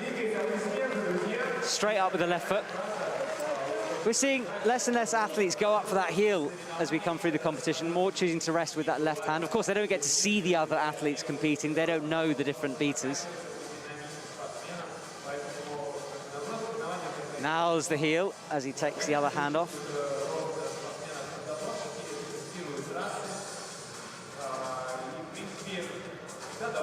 What's the best resting technique for you, Alex? Is it just sort of stretching the hands out, or what method do you use? I like to shake my hands, probably about a few seconds per each hand. But I'm not the greatest lead climber alive, so I rather just climb my way up and boulder my way up.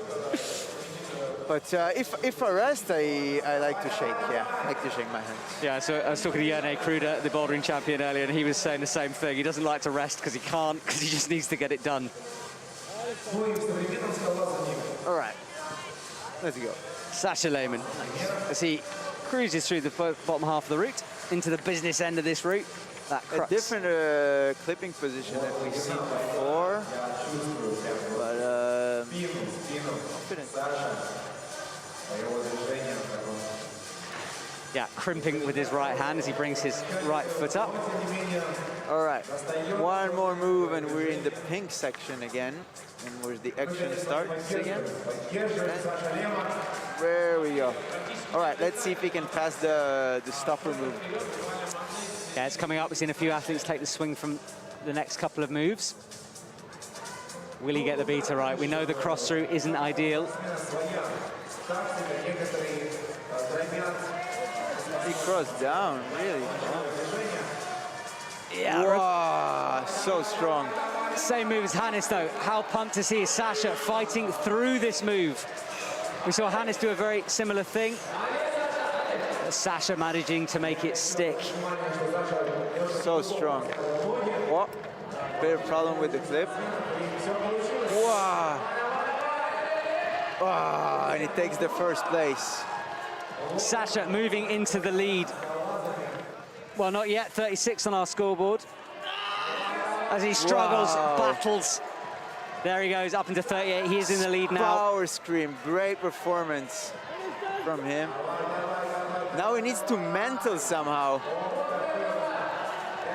Sasha Lehmann coming into the top half of this route now as he peels backwards. Good job. Is that going to be enough for Sasha Lehmann? He is currently top of the leaderboard with Nimrod Marcus in second. Wow. Sasha, a lovely man, sticks his tongue out to the audience. Fantastic job from him. Are we going to see a top of this route? 2 athletes to go. I mean, yeah, maybe from Dimitri. Yeah, I think. I mean, if Nico could do it top, I would be amazed. Not because he cannot do it top, because he was in the bouldering finals 2 days ago, and I think he's bleeding from every finger. So if he can climb it with tapes and top it, it would be like, wow, new level. Yeah, we have had a long week of hill climbing here. The athletes battling fatigue, battling skin, but still performing under intense pressure here in Moscow. It's the men's finals. Women's finals earlier in the evening. Make sure you catch up on that. And there is Nimrod Marcus as he sees his high point taken by Sasha. Interesting how Sasha did this same move, this same catch. Such a hard move. When Nimrod did it, looked like not so bad. Yeah, Sasha power screaming his way up. He makes it work. And here we are, 1 hole from the top, taking that swing, slapping his legs as he comes happy. down. He knows it was a good performance.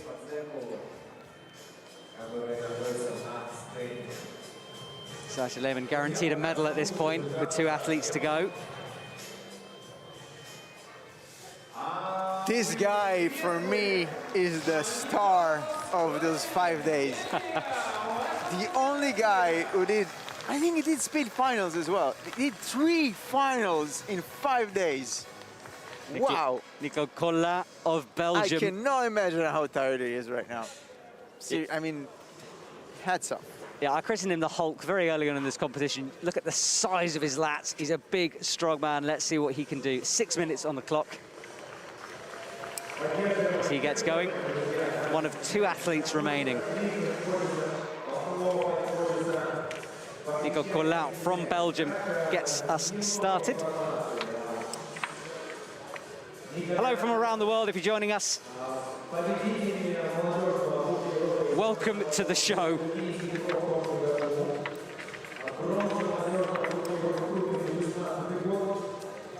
Let's see what he does. This first section of the route proving no problem so far. As he works his way through, reaches up, makes the clip. Bumps that right hand down into the undercling as he takes a moment to rest, to chalk up. Left hand, here comes the jump. Oh! Wow. 15 style points for that. Yeah, that was a one-arm catch lock-off there as he jumps over. We'll see a replay of that after the comp. Not sure how smart that was, but definitely cool. Very cool. And a demonstration of his power. The guy is strong, man. Wow. Yeah, he is. He literally caught that in a one-armer, locks it off, and then pulled back on. Awesome to see. Breathing hard, though, now, as he campuses this move as well. Why not? Up he goes. Muscles straining as he makes this work into the sloper section.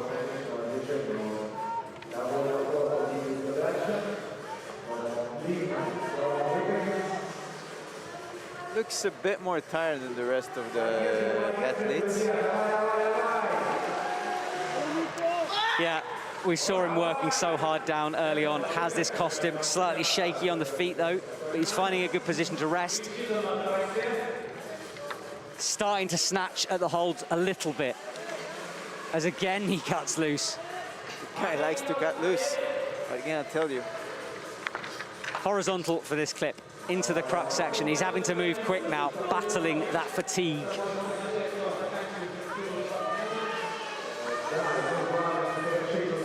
Here we go. This is the move that has been stopping a lot of our athletes here tonight. As he crossed through as well, he's going to have to do this outrageous left-hand move.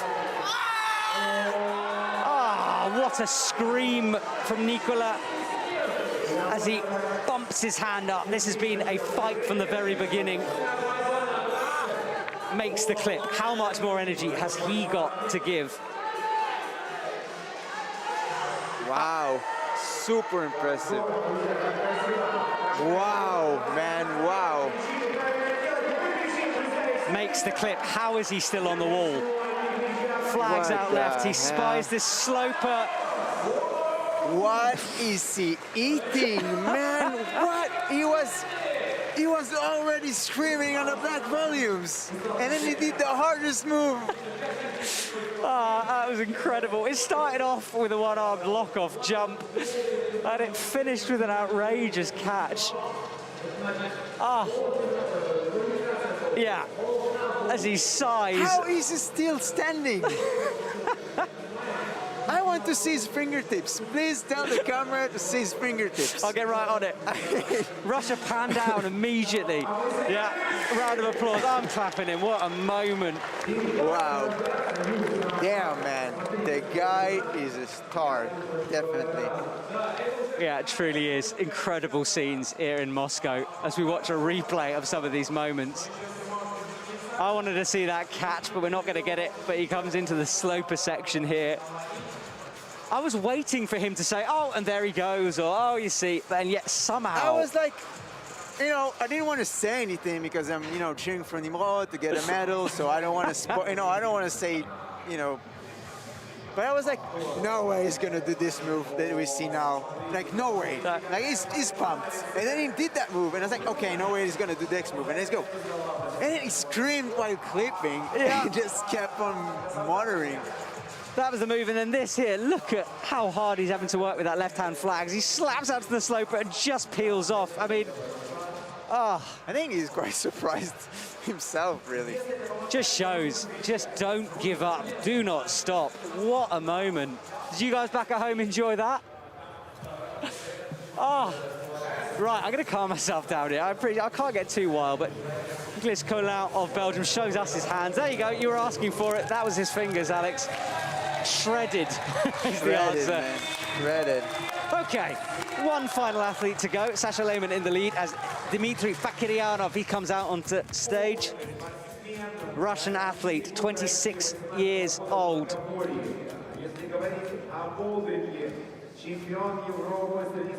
Okay, heart rate's down, ladies and gentlemen. Let's start this again.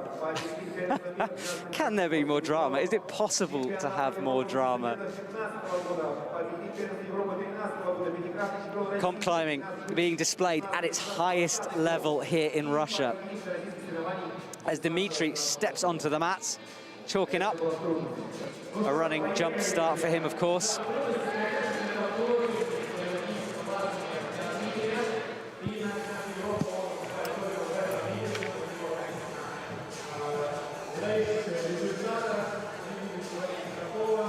Dmitry crossing over into those volcano holds, way slopier than they look on your screen. Almost 45 degrees down at that point. Just having a little bit of difficulties here as he works out the best way through this section. You know, his style is so slow and so, you know, in control, but it feels like the guy has endless amount of endurance, endless. Like, when you see him climbing a lot of the comps, and his finger straight is insane, like incredible. Yeah, it was interesting in the semi-finals. I thought he'd sort of undercooked himself. He was so slow, as you say, resting, and then suddenly something happened and he just clicked into a different gear. He looked like he's gonna fall, but then I said, you know, I was watching him and you know, nervous because I had to have 2 people fall before me in order to advance to the finals. I was 2 spots away. And I was like, oh, I mean, he doesn't look good. He's going to fall probably. And then once he got to the crimps, it was game over. The guy was so in control. Yeah, don't write him off at any point. As Dmitry Fakiryanov, he makes the jump. The jump looked hard for him a bit. He's not a especially good bowler. I mean, from what I know. But again, he's always looking at the clock. Now he's just looking at the clock because he tends to climb slow and he can rest on the ping holes even. So. Yeah, an athlete who truly knows his own style, I think. Just shakes up, upside down, casually. How can people be so casual whilst with their head hanging over that drop? But he's managing it. Just shaking out, resting, taking his time. We knew he would. He's building the tension for us here in the commentary box and you guys back at home. You can see Sasha Lehmann setting the high score, 41 plus. Can that be beaten? Will that be beaten? Up he goes, getting knees involved now, briefly. All right, I think he's gonna go now. He's gonna put a heel hook close to the hand, or he's gonna... I think he's gonna try to almost campus this. We haven't seen athletes do that. There's the heel now. Dmitry, is he in trouble? Of course he's not. Up he goes to the crimp. No, but he was not confident on that move. I think he's really wants to get the crimps already. Yeah, he wants to make sure it's just 100%, doesn't he? I mean, a slip down low that early on the route would be so disappointing for him. Oh, wow. Looks a bit... Dmitry struggling with Beta a little bit, but his face is showing no real emotion. Nice and calm. Crazy, right? His face is crazy. Not putting the foot on the hold. Remember, Dmitry has another level, another gear, if he chooses or if he can engage it. Resting with that high heel now. Just showing Alex what you were saying earlier about flexibility being key. Look at that. Yeah, flexibility and endurance, like the 2 things that Russian league climbers excel at. Right, here we go. Crux section. Let's see how he does it. Makes the clip. And then also check his feet on the bolts. Yeah, keep an eye out for that. You're not allowed to touch that bolt. He's going to have to try to avoid that. Just checking out this route, trying to be calm. All right, here we go. Oh, how does he drop down like that? Right, look at his finger power. Wow. So strong. Static where others were jumping. Whoa. Up he goes with the left. Onto the head wall of this route. Still looks like he's got energy to spare here. Still shaking his... Chalks up, right hand on the crimp. Right cut, now he cuts loose for pretty much the first time on this route. As he goes up with the left, struggling, shaking. Dmitry Fakiryanov. I wonder, the only thing I wonder is a bolt. I've seen a bit of a touch of a bolt. There probably will be an appeal. Sasha Lehmann, Sasha Lehmann, the European champion. Wonderful moments from Sasha. Both you and me, Alex, in this stadium. We were just in awe of Sasha Lehmann as he topped that route out and start. He's going to be crowned the champion here in Moscow for the European champs. Oh my goodness, I take a huge breath at the end of this final as Nicolas Collin, heroics from him. Sasha Lehmann congratulates him as well. We're waiting for confirmation of the final places, but Sasha, look at him. So happy, so revealed to be, he deserves it, you know, Sasha, I mean, definitely. I really wanted him to win. I'm not gonna lie to anyone in the stream, but Sasha totally deserves the win. He does. I hope the champagne corks are popping in Switzerland. Sasha Lehmann is your champion here in Russia. Alex Kazanov next to me. My name's Matt Groom, and I'm going to be running across the stadium in a minute to interview the winners. All right, it was a pleasure, guys. Thank you so much. Cheers, Alex. I'll see you later, mate. Have a good one.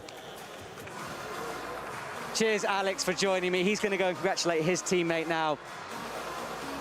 Ladies and gentlemen, what a competition.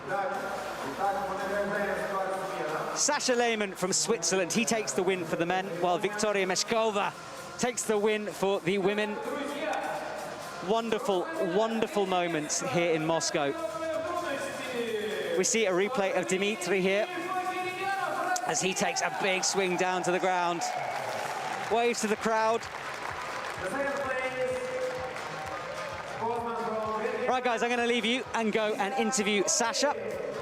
Keep on chatting on the live stream. I'll come back and say goodbye before we sign off for tonight. What a final, what a moment. Let's go and see what Sasha has to say.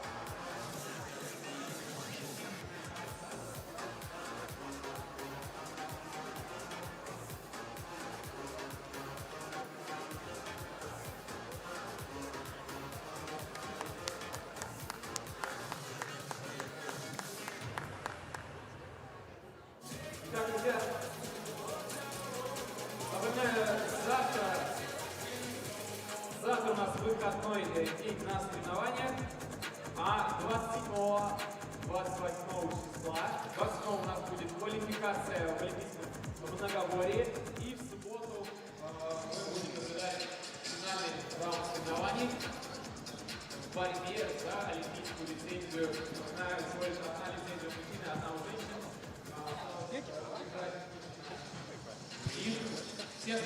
Sasha, congratulations. You have just been crowned the lead champion. It must feel absolutely incredible. Yeah, of course. It's a crazy feeling climbing here finally in Moscow on this amazing route, amazing lead wall. Yeah, just overwhelmed, like, wow. Every move we were thinking you were going to pop off, and somehow you kept going. The pump must have been intense up there. How hard was that route? Yeah, the route was pretty hard, especially on this little crimps there, but yeah, I was just in a fight mode. The only thought was, yeah, just the next hole, go on and fight. And have fun. Well, from everyone back home watching and everyone in the stadium, congratulations, a well-deserved winner. Yeah, thank you very much. Thank you.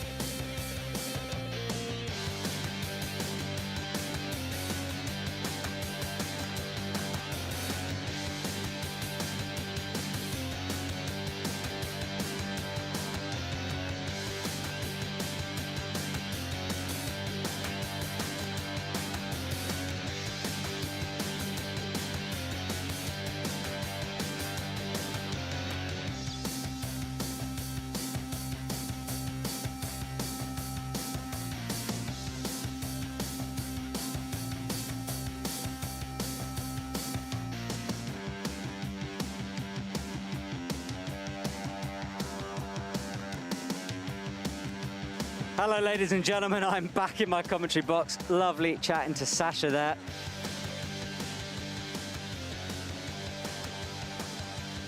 We see a confirmation of our winners. Victoria Meshkova, she is crowned double champion, having won the bouldering competition. Eliska Adamskova, she's second. Molly Thompson-Smith, she picks up the bronze medal. Wonderful third place for her. And for the men, Sasha Lehmann, first place with 41 plus. Nicolas Collin in second, and Dmitry Fakiryanov in front of his home crowd in third place. What a competition. That route promised a lot. It looked visually stunning, and it proved to be massively entertaining as well. Remember, competition climbing does not go away here in Moscow. On Friday, we have the combined qualifier, and on Saturday is the final for the qualifier, where those Olympic tickets are up for grabs. So, set an alarm clock, set a reminder in your calendar, have a well-deserved day off tomorrow, and we will return soon for more action from Moscow.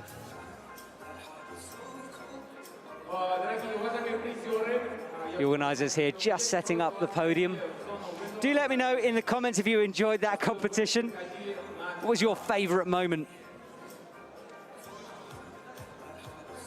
Looking back, just hard to pick a favourite, really. There were so many moments of heartbreak and drama. Ryan Searle is saying extra points for backflips on the way down. Warmly welcome to the stand for ceremony. We are waiting for you, guys. Just waiting for the athletes as we see our stadium. The three bouldering walls, of course, the speed wall and the lead wall. And all three will be in play later on in the week for that combined finals.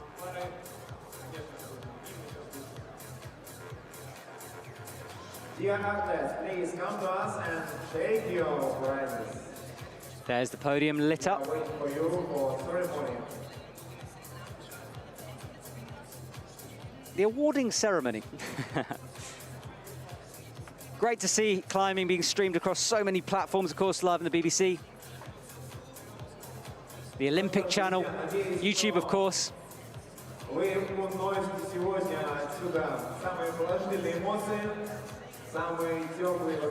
Thank you to everyone who's joined us. And again, so lovely to see the whole climbing community getting involved, answering questions, supporting the athletes. It's a different world we live in now, ladies and gentlemen. It requires a different approach. And wonderful to see climbing really representing that here tonight in Moscow.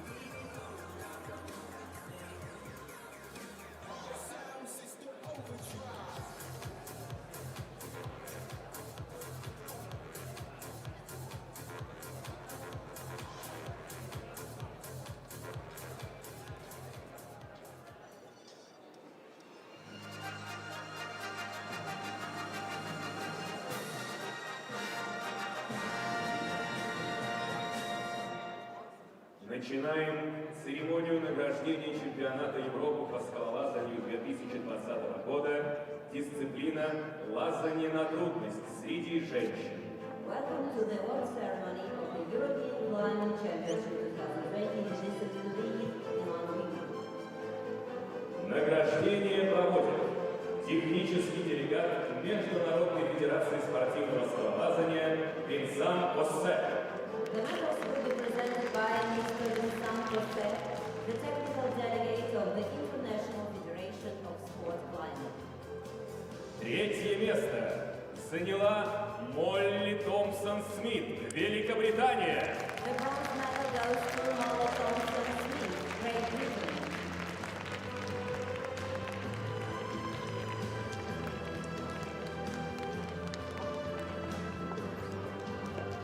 Второе место заняла Элишка Адамовская, Чехия. The silver medal goes to Eliška Adamovska, Czech Republic.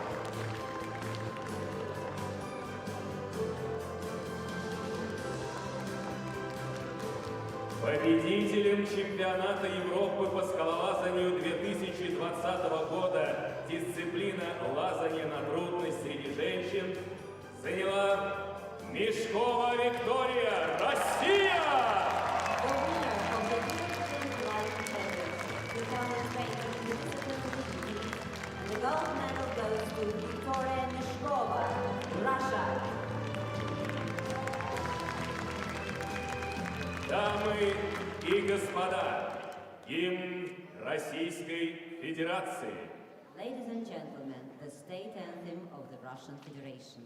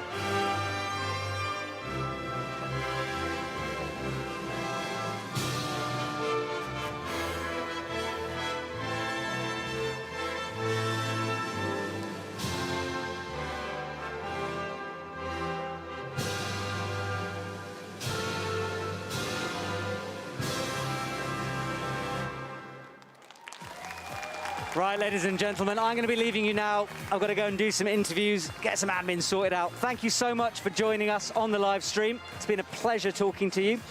I'll be back on Friday. Don't go anywhere. I'll see you soon. Laters, guys.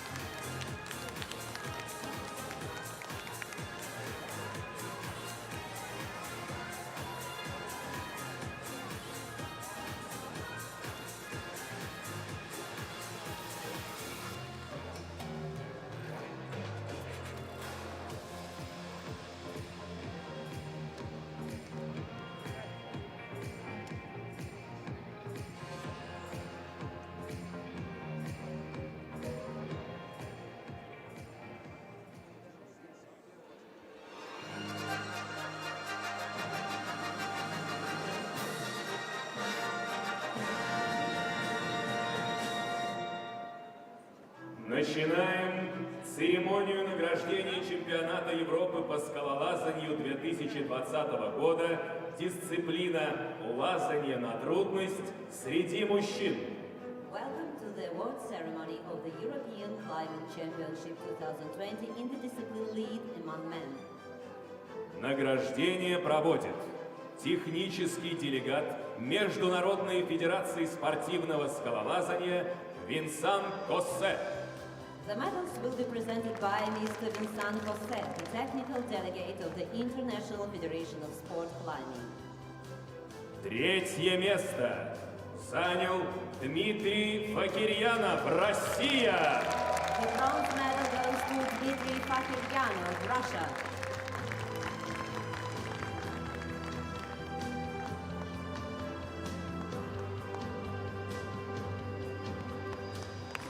Второе место занял Николя Колин, Бельгия. The silver medal goes to Nicolas Collin, Belgium.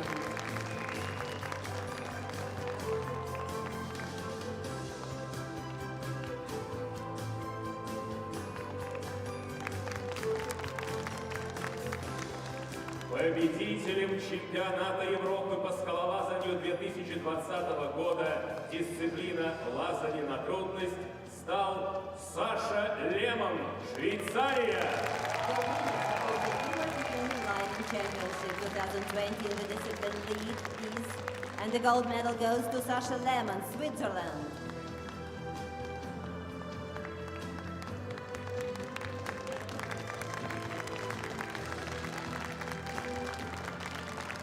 Дамы и господа, гимн Швейцарии. Ladies and gentlemen, the state anthem of Switzerland.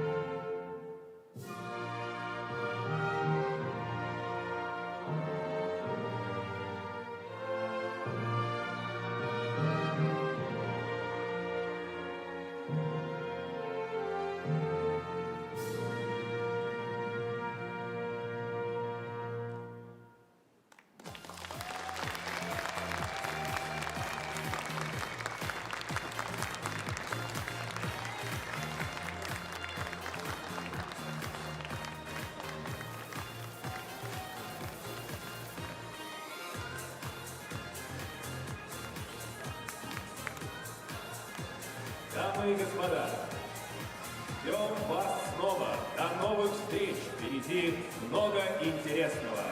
Финалы.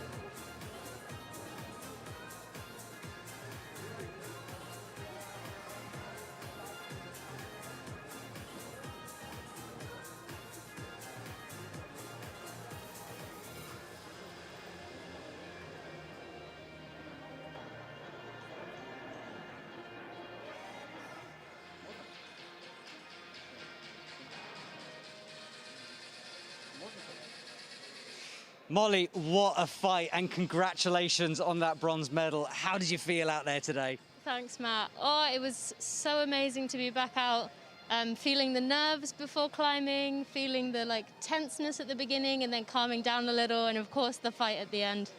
You look so confident and calm climbing that route. I'm sure it wasn't like that up there. Just talk us through your emotions up there on the wall. Well, at the beginning I was quite nervous because the start was quite unusual, and I think the route setters wanted to stress us out a little bit and keep us tense. And then I started to relax once it flowed a little more into the climbing, and then it was just next hold, next hold, next hold, keep fighting. Well, congratulations. Enjoy your medal and enjoy your day off. Congratulations. Thank you very much.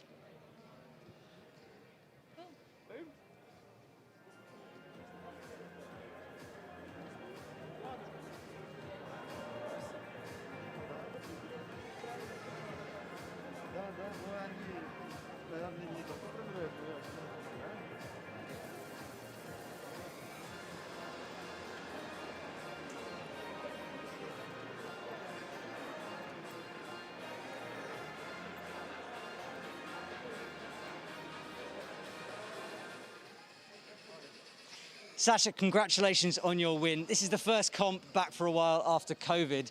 Is it good to be back on this world stage? Ja, natürlich. Es ist ein unglaubliches Gefühl, hier zu klettern in Moskau nach dem langen Jahr mit wenig Wettkämpfen. Und so aufzutreten, so in den Wettkampf zu gehen, ist natürlich unglaublich und wow, einfach Wahnsinn, das Gefühl. How much does this gold medal mean to you and to everyone back home watching? Ja, für mich es ist einfach alles, was ich das Jahr investiert in dieser schwierigen Zeit. Ja, unglaubliche Erleichterung, jetzt hier zu stehen. Und für das ganze Team, Trainer, Familie, alle, die da mitgearbeitet haben, natürlich auch einen grossen Lohn. Awesome. Well, enjoy your break. You deserve it, and congratulations again. Merci vielmals.